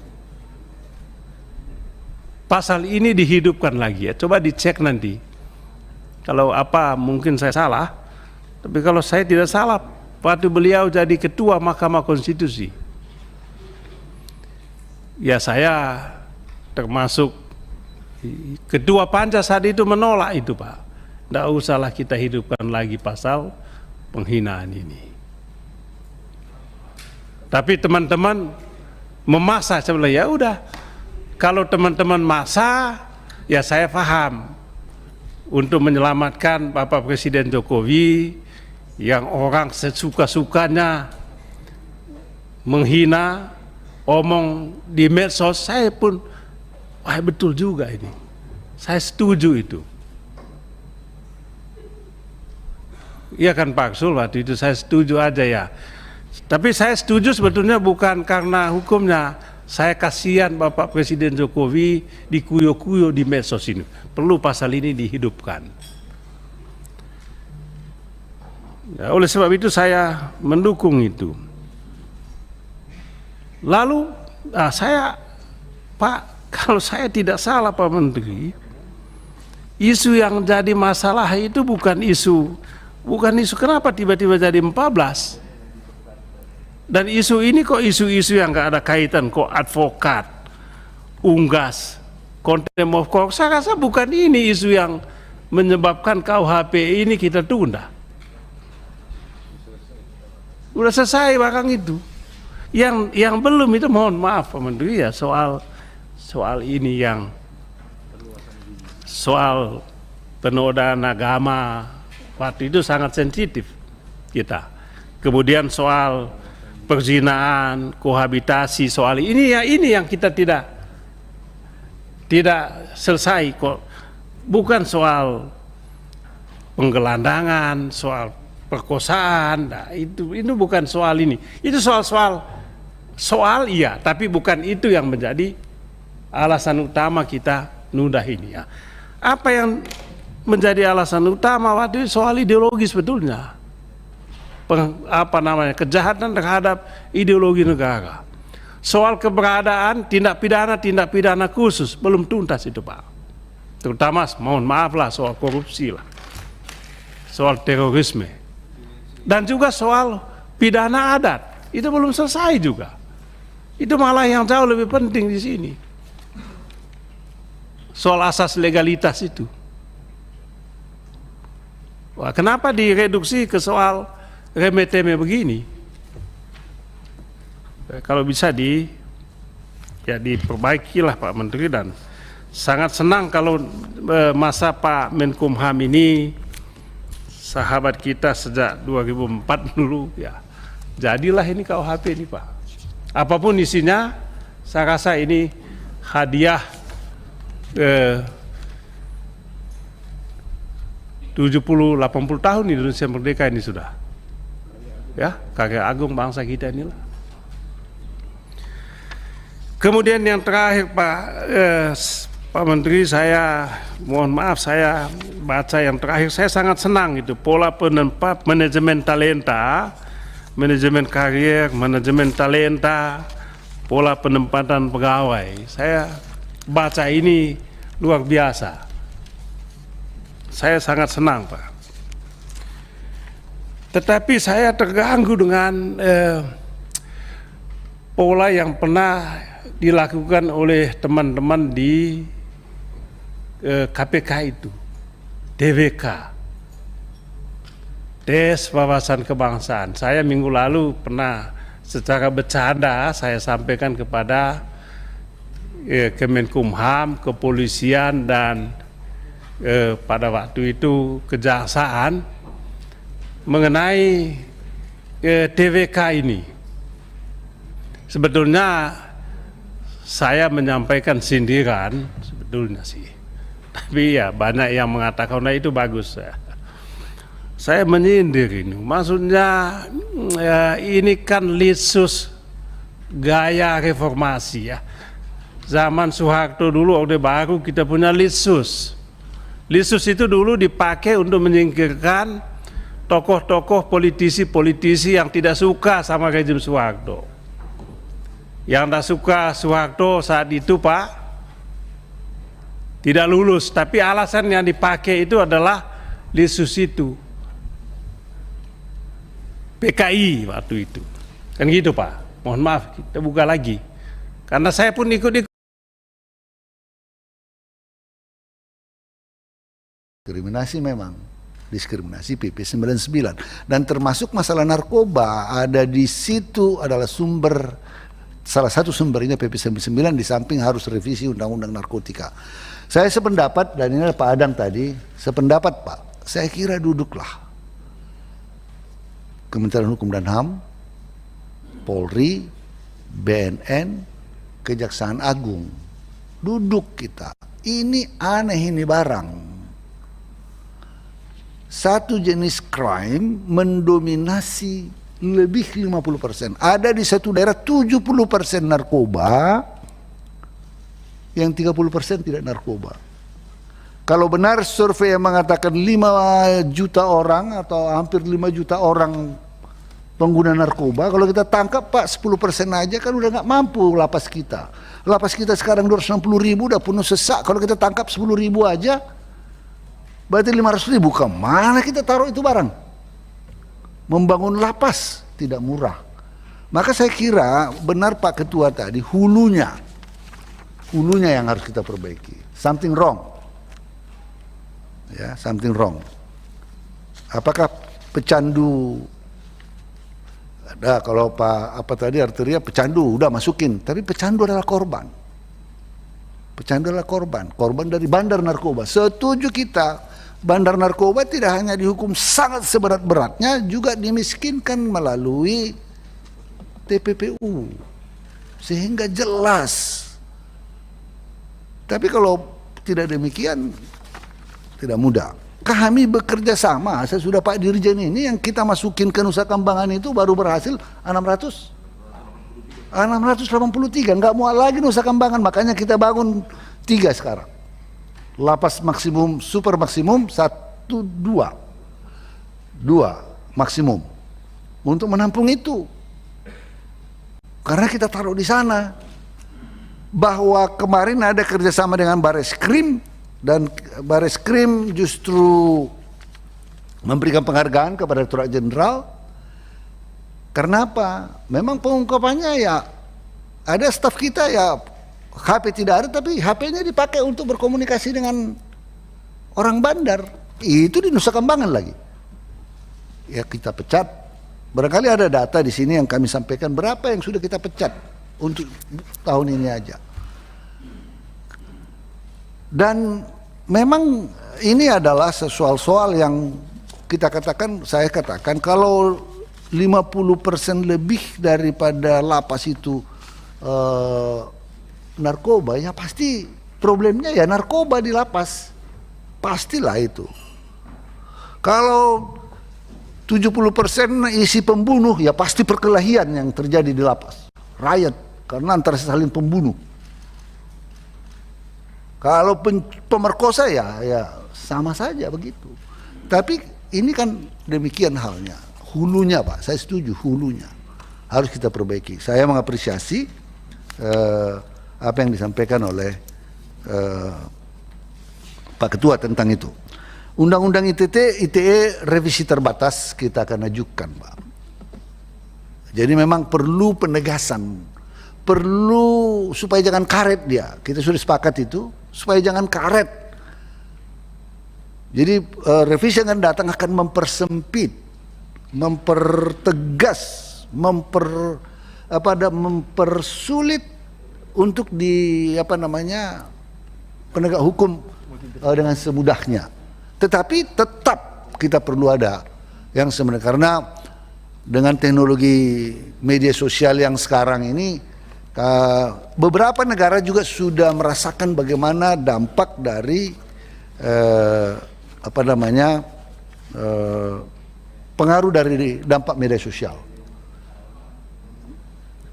Saya ada yang mengatakan, tapi ini sebuah survei kalau nggak Google atau dari salah satu, bahwa Indonesia termasuk media sosialnya itu sangat brutal gitu, termasuk level yang sangat brutal media sosial kita. Ya, mudah-mudahan dengan ini kita bisa melakukannya dengan baik. Nah, soal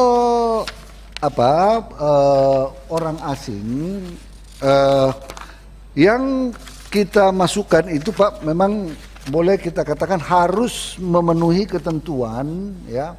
Dia harus ada rekomendasi dari, jadi kalau satu bekerja pada industri strategis nasional, visanya itu harus mendapat rekomendasi apakah dari BKPM, apakah dari kementerian lain.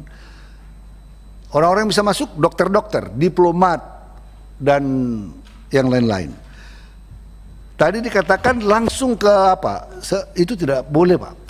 Harus kalau kecuali charter langsung ke satu pesawat, misalnya langsung ke Manado, dan harus kalau dia tidak boleh transit harus protokol COVID, harus karantina. Itu ketentuan yang harus dilalui.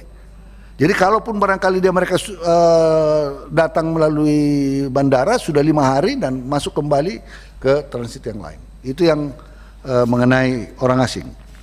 Dan data yang kami menunjukkan bahwa memang kalau kita bandingkan dengan sebelumnya, misalnya bulan yang sama 2 juta pada 2019, sekarang menjadi 150.000, itu memang jomplang banget. Sangat jauh turunnya, ya. Dan itu ada dari warga negara Belanda, Amerika, Jepang, Korea Selatan, ya, dan bermacam-macam. Ada data-data kita yang seperti yang tertera di dalam. Kami akan terus mengevaluasi bersama, tentunya tidak hanya dengan Kementerian Hukum dan HAM. Jadi Satgas Covid, Kemlu, ya, kalau menyangkut pekerja asing, Kemenaker dan seluruhnya stakeholders yang ada untuk melakukan, ya, pengawasan. Juni ke Bandara Samratulangi itu ada charter 828, dan ini sesuai dengan visa yang direkomendasikan juga kementerian terkait yang berwenang untuk itu, ya. Kemudian dari Pak ini,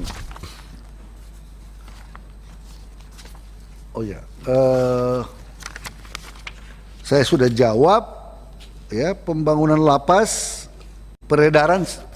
Jadi memang saya sudah katakan tadi Pak, pembangunan lapas, terima kasih atas dukungan Pak Rudi, memang sangat kekurangan. Kalau mau ideal memang ya menambah lapas dengan lebih baik lagi. Jadi ada beberapa program redistribusi penambahan lapas. Tidak hanya penambahan lapas baru, tapi blok baru. Jadi di satu lapas ditambah blok. Tapi biaya kami sangat terbatas, khususnya sekarang ini sejak pandemi COVID terjadi krimping anggaran yang sangat besar.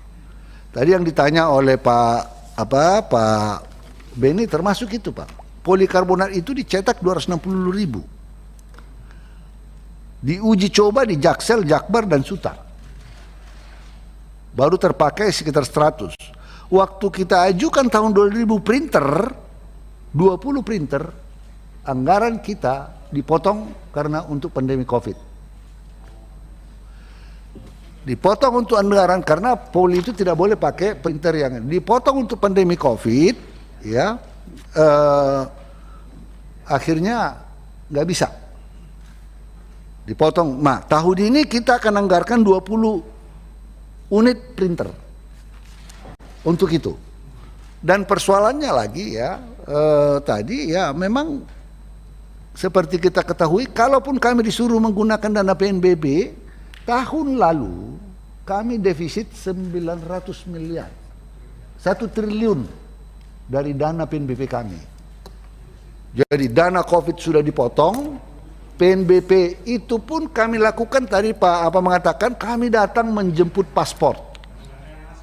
Iya, tidak ada yang masuk Pak. 1 triliun kami defisit di imigrasi. Itu berakibat juga kepada pembangunan kantor, pembangunan pelayanan yang lain-lain. Jadi ini barangkali adalah soal-soal yang di permukaan tapi memang kita memang kekurangan dana. Tahun ini kami mengajukan kepada Kementerian Keuangan untuk penambahan presentasi penggunaan dana PNBP, ya, PNBP. Kita coba, kami akan meminta kepada, kami memprediksi pendapatan dari paspor masih akan menjadi persoalan Pak. Kalau nggak COVID gini berapa dia pemasukan per tahun dia? Oh, berapa pemasukan tahun? Melalui pimpinan. Oh, saya pikir tadi karena masih main HP. Ya jawab apa? Enggak, ini lagi ngetik. Ya. Ini kenapa Pak? PNBP.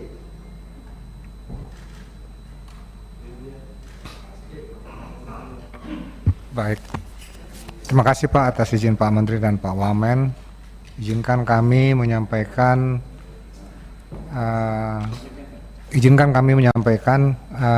existing yang sudah kita terima PNBP per Juni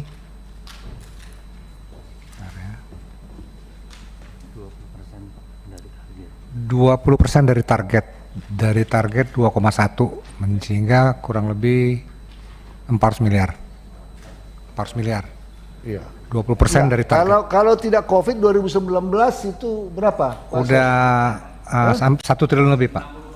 60%, 1,2 triliun Pak. Jadi besar sekali Pak. Dampaknya sangat terasa sekali buat kami, khusus buat imigrasi. Makanya penambahan, jadi ada di sini UKK, ada 2 soal Pak. Di samping keterbatasan kita, mic-nya Pak Dirjen. Saran-saran penambahan Pak Dirjen, kantor mic-nya. dari teman-teman. Tolong mic-nya Pak. Di dapil. Jadi ada teman-teman tadi yang meminta, termasuk Pak Ketua dan yang lain-lain minta di dapilnya ada UKK melayani ini. Keinginan kita demikian Pak. Karena kadang-kadang satu kantor imigrasi itu melayani beberapa kabupaten. Tapi kalau hendak membangun kantor baru harus ada izin dari Presiden. Ya. Di samping itu, kami juga dengan anggaran yang sekarang memang masih kesulitan. Yang memungkinkan adalah Pemda menyediakan fasilitas. Beberapa daerah kabupaten kota bersedia di samping menyediakan tanah juga membangunnya, kemudian dihibahkan kepada kita. Ada beberapa kabupaten kota itu yang merasa bangga kalau sudah punya kantor imigrasi yang bisa melayani. Nah, caranya adalah mereka bangun, ya, kemudian dihibahkan kepada kita. Kita akan siapkan sistemnya. Di beberapa tempat kita mengambil pegawai ini di BKO, pegawai Pemda kita latih. Kalau kita kekurangan orang, kita latih mereka dan kita pakai untuk melayani kita. Ya, di kampungnya di Humbang Asundutan misalnya, itu cabang dari Siantar. Karena dari Humbang Asundutan, yang dari Tarutung, yang dari Balige, yang dari mana-mana bisa tertolong, bisa masuk di sana. Itu adalah upaya kita. Tetapi harus ada kerjasama yang baik antara Pemda dengan kita, Pak.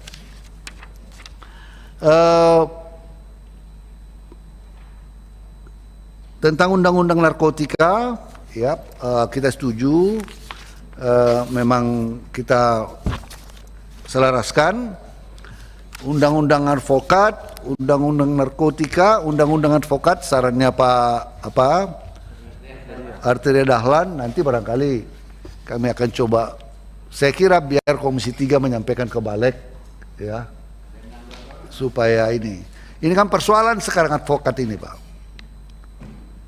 Peradi saja udah sampai sekarang tidak bisa kita satukan. Saya sudah, ya di luar punyanya Pak Trimet, di luar punya Pak Trimet, Peradi saja ada versinya Pak ini sudah pernah kami pertemukan dengan Menko Polhukam Pak. Dipertemukan setuju dalam praktek jalan sendiri-sendiri. Lah saya memikir-mikir ya udahlah kita kembali kepada prinsip multiple bar, ya. Jadi tidak ada bar. Tapi untuk apanya dibuat konsorsium, penentuan ujiannya konsorsium. Jadi organisasinya Pak Trimet, Pak Radi, yang semua ada buat konsorsium untuk membuat tes. Tapi multiple bar diakui gitu. Itu pikiran. Tapi terserah nanti undang-undang advokat. Karena bagaimanapun Pak, kalau sudah advokat berkumpul sesama advokat, kita ini juga pernah walaupun kecil-kecilan, ya pastilah terjadi perbedaan pendapat. Kata orang kalau sarjana hukum itu bertemu dua orang, pendapatnya bukan dua, bisa kali dua. Nah ini barangkali yang terjadi di antara kita. Jadi, kami setuju, ya termasuk mengenai undang-undang saksi dan korban bahwa perlu ada anggarannya, itu barangkali di LPSK. Ya, kita yang Pak Arteri udah Pak lewat aja Pak. Hah? Orangnya nggak ada lewat. Oh nggak ada lewat aja Pak. Iya lagi syuting ya. Soal TWK, terima kasih masukannya Pak. Jadi kalau pegawai negeri memang harus ada TWK-nya, tapi dalam bentuk tes ASN setiap kompetensi dasar.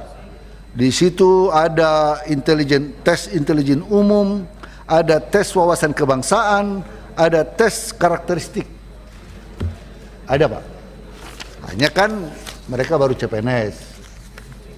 Kalau yang sudah peralihan, kan ini kan yang dilakukan oleh KPK bersama dengan BKN itu kan mandat undang-undang Pak. Mandat undang-undang. Tapi biarlah, kalau nggak sepakat ya uji aja di pengadilan Pak. Untuk apa berdebatnya panjang-panjang? Kita ini negara hukum. Ya diuji di pengadilan aja, daripada ribut politiknya capek. Diuji aja di pengadilan, ya. Saya itu menurut pikiran saya Pak. Tapi namun demikian terserah saja. Yang pasti saya tidak ikut-ikutan karena bukan kewenangan saya. Apalagi nih di Bone kami pikirkan Pak, kita pikirkan. Tapi ada baiknya juga dibisikin ke Bupati. Ya kalau sudah dikasih tanah, tambah-tambah bangunannya gitu kira-kira. Kita siapkan perangkatnya, alatnya, manusianya. Kalau kurang manusia kita minta pegawai mereka yang biasanya yang lebih muda Pak. Biasanya juga wanita. Supaya pelayanan publiknya lebih baik. Ya. Pak Supriyansa terima kasih ya. Sama perintahkan nanti seluruh dirjen responsif ya kepada pertanyaan-pertanyaan kepada komisi ya. Ini soal pertanyaan vaksin ini tadi. Memang kita membuat vaksin di kantor-kantor kita, lapas termasuk seluruh kantor Kumham. Tapi ada kecelakaan kami di Sumut. Ya, ada dokter kami yang menjual vaksin ya sudah dan sudah diusulkan untuk dipecat ya Pak Irjen. Rupanya orang ini juga punya masalah sebelumnya. Bukan dari kita aslinya, dokter. Beliau ini adalah dokter di Sumatera Selatan. Di dokter puskesmas dan pernah dapat hukuman karena menyalahgunakan kewenangan seleksi CPNS. Tapi karena hukumannya 6 bulan, kalau saya tidak silap, tidak sampai dipecat, akhirnya pindah ke Kumham. Penyakit itu rupanya datang lagi. Akhirnya kita usulkan dipecat. Ini dari Pak Arteria tidak perlu. Pemblokiran nanti kami kaji karena memang tidak sesederhana itu. Ya, kami lihat Bapak Ibu sekalian, dengan banyaknya notaris-notaris sekarang ini, dengan sistem kita online, banyak sekali orang mudah saja membuat akte perubahan masuk online, sesudah masuk berantakan semua, merubah saham, merubah direksi, karena sistemnya online, Pak. Kalau sudah notaris bilang begini-begini sah, begini-gini, ya terbalik. Tapi kalau setelah diteliti, banyak sekali yang menjadi persoalan, apalagi dalam bidang tambang, Pak. Namun demikian kami akan terus mengevaluasi sistem ini dengan baik, karena tidak, saya di beberapa kesempatan selalu mengingatkan para notaris, ya, untuk betul-betul secara prudent melihat RUPS, perubahan kepemilikan saham, secara betul-betul prudent, jangan seenaknya saja sehingga menimbulkan persoalan-persoalan. Banyak sekali persoalan di sana, Pak. Saya sependapat dan sudah dilakukan bahwa sosialisasi KUHP itu memang sudah mengikutkan Komisi 3, karena memang kita sangat berharap dengan demikian lebih baik kita menjelaskan kepada publik dari perspektif DPR, partai politik maupun dari pemerintah. Kalau ada teman-teman yang barangkali tidak ikut atau belum pernah ikut, mohonlah kiranya pimpinan dapat menggilir mereka secara proporsional. Ya, termasuk soal kantor Pemko Blitar, Pak, ya, Kediri, ya, itu tadi dari kami perhatikan, ya. Setuju ini KY, itu Pak Beni, ya, Pak Beni tadi itu siapa? Pak Arteria, KY, ya. Memang KY bukan pemegang kekuasaan, jelas dalam konstitusi. Mengapa ada sajam di lapas? Ya memang ada sajam, Pak. Membersihkan lapas, membersihkan ini petugas-petugas dari dapur, tukang masak, kadang-kadang tukang bersih ini bawa ke dalam. Ada gunting, ada bermacam-macam. Tidak dari luar, kalau yang dari luar sudah pasti tidak, tapi yang dari dalam. Ya, sajam untuk sabit, untuk yang lain-lain. Dan ini sering kita temukan yang seharusnya tidak boleh dimasuk ke dalam blok. Mengapa harus ada polisi? Dari dulu juga sebelum Pak Dirjen Pas sudah kita melibatkan polisi dan TNI. TNI kalau di daerah-daerah yang di komplek kita itu lapas lebih dekat TNI-nya dan apanya. Kita meminta bantuan karena sering personel kami tidak cukup, dan juga untuk memberikan efek kerjasama yang baik juga. Ini kita lakukan. Karena kadang-kadang juga dari Polri mengatakan, jangan ziarah sendiri, jangan geledah sendiri-sendiri, harus ikut sama-sama. Atau ada permintaan dari Polri, ya digeledah, kita ikut di belakang mereka untuk mencegah hal-hal yang tidak diinginkan. Ya, ini ada masukan-masukan dari Pak Beni, ya sudah saya jawab, ya. Memang benar bahwa persoalan paling krusial di kami itu adalah di lapas adalah overkapasitas, dan kita harapkan ini bisa kami selesaikan secara bertahap kalau undang-undang narkotika dan tentunya rencana undang-undang pemasyarakatan tentunya bisa kita selesaikan. Itu akan bisa menolong kita, Pak. Tadi dipertanyakan bahwa akan ada 7.000 sekian PMI, pekerja migran Indonesia, ya. Kita sudah kerjasama lintas sektoral, Pak, dengan Satgas Covid, dengan pos lintas batas kita, ya. Kita akan betul-betul perhatikan dengan baik protokol Covid-nya, karena bagaimanapun kita tidak bisa melarang warga negara Indonesia masuk, itu hak mereka. Memang ada pandangan, ada orang yang mengirimkan pandangan kepada saya, ya, bisa kita cegah kalau mereka membawa bahaya. Kalau warga negara kita, Pak, itu hak mereka untuk masuk ke negaranya. Bahwa kalau nanti mereka dari suatu negara yang kita tengarai seperti India, Malaysia, kita lakukan protokol COVID ketat. Dan yang 7.300 ini kita kerjasamakan di mana di karantina dan lain-lain. Tentulah kita tidak ingin mengorbankan masyarakat yang lain dengan kedatangan mereka. Tetapi sebagai sesama anak bangsa, mereka juga kita harus perhatikan kalau hendak ingin masuk ke negara kita. Dan kami mengetahui bahwa misalnya dari perbatasan-perbatasan kita memang masih ada yang masuk dari PLBN jalur-jalur tikus. Nah, ini barangkali perlu, karena tenaga-tenaga imigrasi kami, staf-staf kami masih terbatas. Secara bertahap nanti ini akan kita isi. Ada pikiran bahwa termasuk di Papua, di NTT, di pos-pos perbatasan itu local job for local boy. Karena biasanya kalau kita taruh pegawai yang dari kampung lain, dari daerah lain, baru sebentar sudah minta pindah dari sana dan tidak merasa at home. Tetapi kalau penduduk-penduduk atau warga-warga yang paling tidak di dekat provinsi itu, sehingga kalau mereka bisa tinggal di situ akan mereka bisa lebih nyaman, lebih mudah secara kultural maupun secara sosial.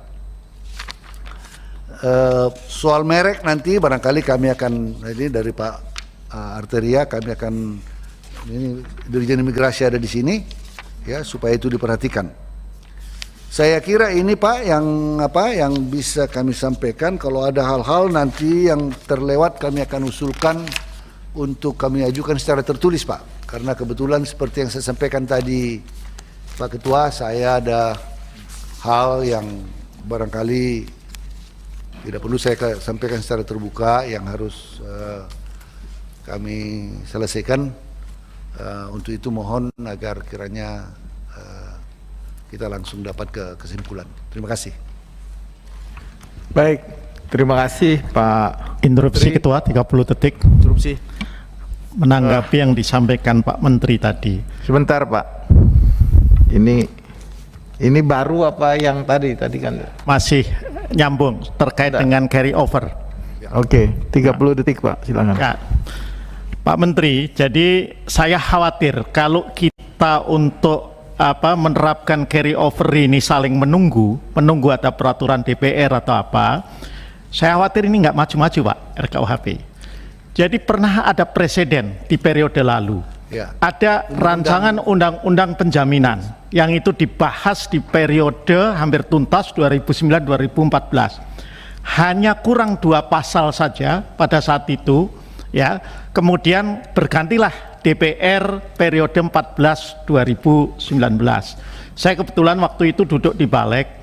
Jadi akhirnya disepakati, pimpinan DPR pada saat itu menugaskan Balek, karena itu RUU inisiatif pemerintah, diajukan kembali dan kemudian poksi-poksi di Balek pada saat itu sepakat, pimpinan Balek dan poksi-poksi di Balek sepakat dengan pemerintah bahwa ini tidak kita bahas ulang dari awal, tetapi membahas 2 pasal saja yang tidak bisa disepakati di periode lalu. Nah, hemat saya ya, untuk RKUHP ini maka nanti pimpinan Komisi 3 dan Poksi-Poksi bersama dengan Pak Menteri bersepakat saja tanpa menunggu itu, sehingga ini bisa didorong. Tentu harus didorong dulu ke prolegnas prioritas, dan setelah itu berdasarkan penugasan pimpinan DPR diserahkan di Komisi 3, maka bisa kita mainkan Pak Menteri. Terima kasih Ketua.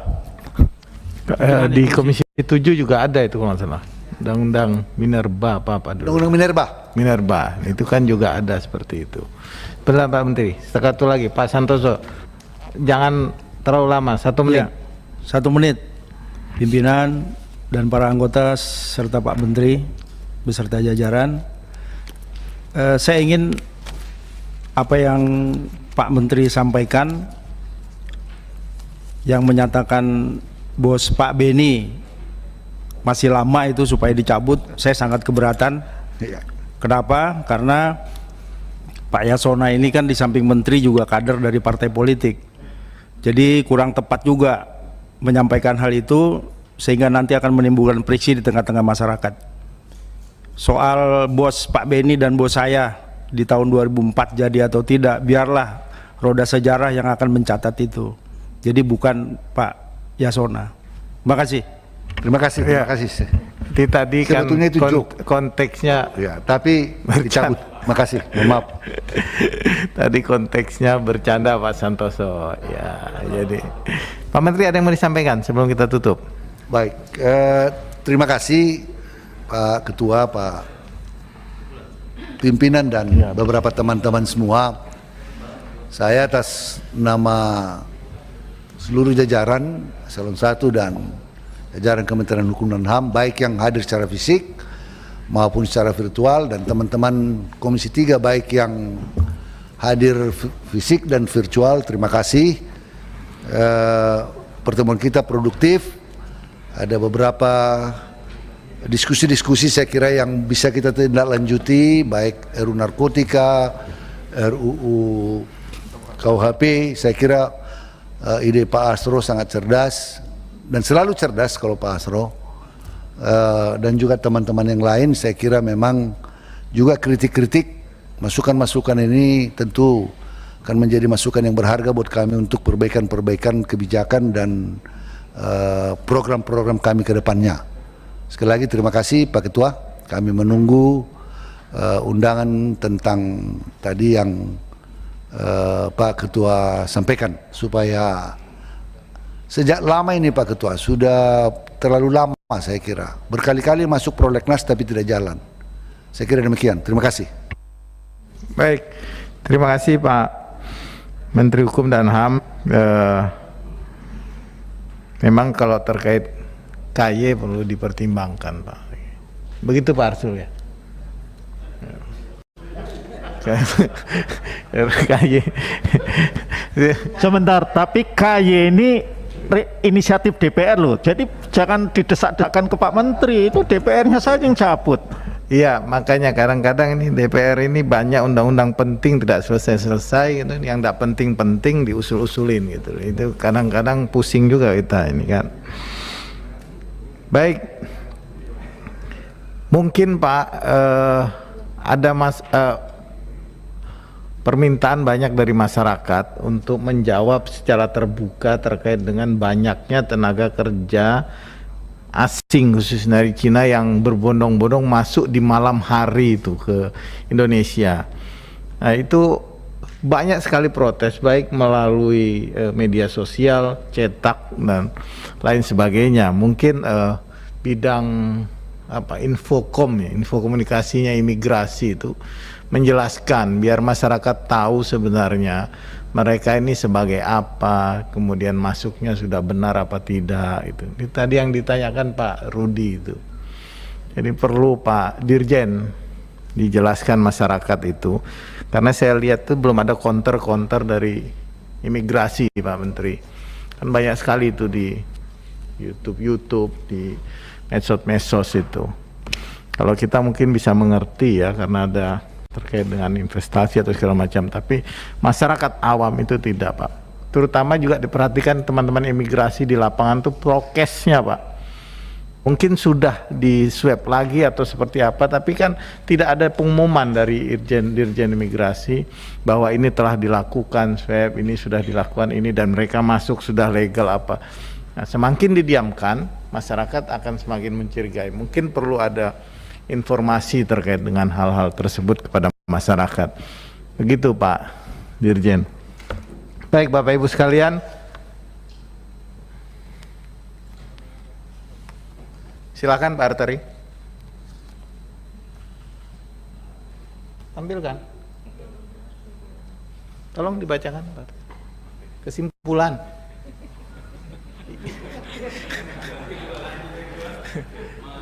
Tidak dibacakan. Biasanya kan Pak Arteri yang banyak ini. Itu Pak Eri, silakan. kesimpulan rapat kerja Komisi 3 DPR RI dengan Menteri Hukum dan HAM masa persidangan 5 tahun sidang 2020-2021 Rabu 9 Juni 2021. Pertama, Komisi 3 DPR RI dan Menteri Hukum dan HAM Republik Indonesia bersepakat untuk segera menindaklanjuti penyelesaian RUU KUHP. Mungkin bukan RUU KUHP ini, RKUHP Pak. Maupun RUU yang telah menjadi prioritas di tahun 2021 dalam rangka mewujudkan penataan sistem peradilan pidana yang terpadu. Diganti RUU KUHP. RKUHP. Iya, masih rancangan, Bos. Udah betul, RUU KUHP. Setuju Pak Menteri? Yang lain setuju ya? Poin 1 baik. Kemudian poin 2 Pak. Sudah parteri lah. Poin 2, Komisi 3 DPR RI mendesak Menteri Hukum dan HAM Republik Indonesia untuk melakukan pengawasan secara lebih ketat terhadap izin tinggal dan pergerakan orang asing di Indonesia agar membantu pemerintah dalam mencegah penyebaran COVID-19 dan potensi permasalahan sosial di masyarakat. Bagaimana Pak Menteri? Yang lain? Oke, baik. Poin 2. Ketiga, Komisi 3 DPR RI mendesak Menteri Hukum dan HAM Republik Indonesia untuk terus meningkatkan upaya dalam mengurangi overcrowding atau kelebihan populasi, memberikan pemenuhan hak-hak warga binaan secara terukur, meningkatkan pengawasan ketat terhadap masuknya narkoba dan barang ilegal lainnya, serta dengan meningkatkan kerjasama dan koordinasi dengan seluruh pihak terkait. Komisi 3 DPR RI akan menggelar rapat kerja gabungan dalam penyelesaian masalah overkapasitas dan penanganan tindak pidana narkotika. Polri, BNN, Jaksa Agung, Kejagung, ditulis ya? Ditulis? Ya, Kumham, 4 aja cukup.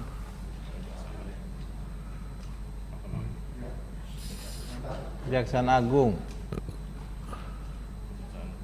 Oh, Kejaksaan. Mahkamah Agung nggak usah. Menkumhamnya mana?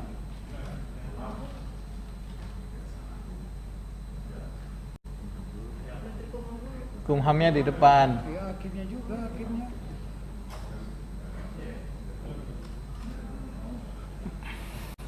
Mahkamah Agung perlu juga sebenarnya, biar nggak penuh lapas. Putusan-putusannya. Agar putusan-putusannya juga bisa terkendali itu. Mahkamah Agung. Oke. Bagaimana Pak Menteri? Mahkamah Agung apa Sekjen Mahkamah Agung? Kita hanya rapat konsultasi dengan mereka. Tapi tidak ada salahnya Sekjen ya? Sekjen dengan tim Mahkamah Agung bisa. Tim IKAHI ya biasanya mereka bawa. Kasih. Sekjen. Oke. Sekretaris Mahkamah Agung. Sudah benar itu? Sekretaris ya betul. Oke. Cukup ya? Setuju itu? Baik. Bapak Ibu yang kami hormati, sebelum rapat ini kita tutup, Komisi 3 DPR RI akan menyampaikan kepada Menteri Hukum dan HAM laporan hasil kunjungan kerja reses masa persidangan keempat tahun sidang 2020-2021 menyangkut permasalahan dan anggaran di Provinsi Aceh, Provinsi Sumatera Barat, dan Provinsi Bali. Selanjutnya, Menteri Hukum dan HAM dapat menyampaikan perkembangannya kepada Komisi 3 DPR RI pada raker atau masa sidang berikutnya. Kami persilakan Pak Supri untuk menyampaikan ke Pak Menkumham.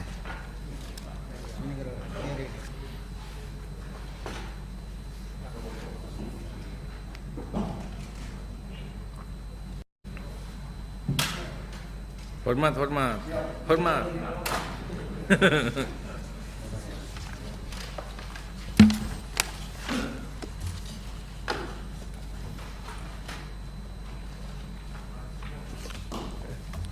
Baik,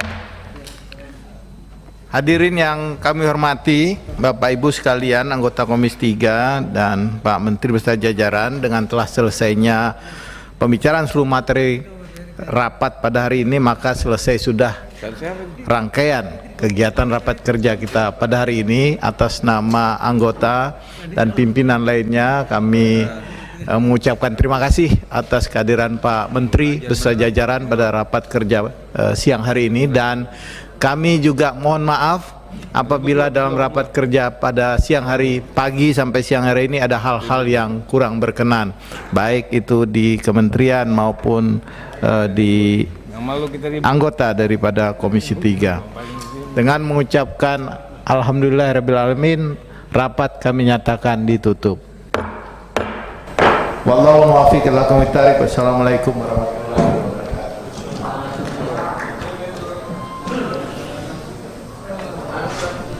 Ya, pemirsa, baru saja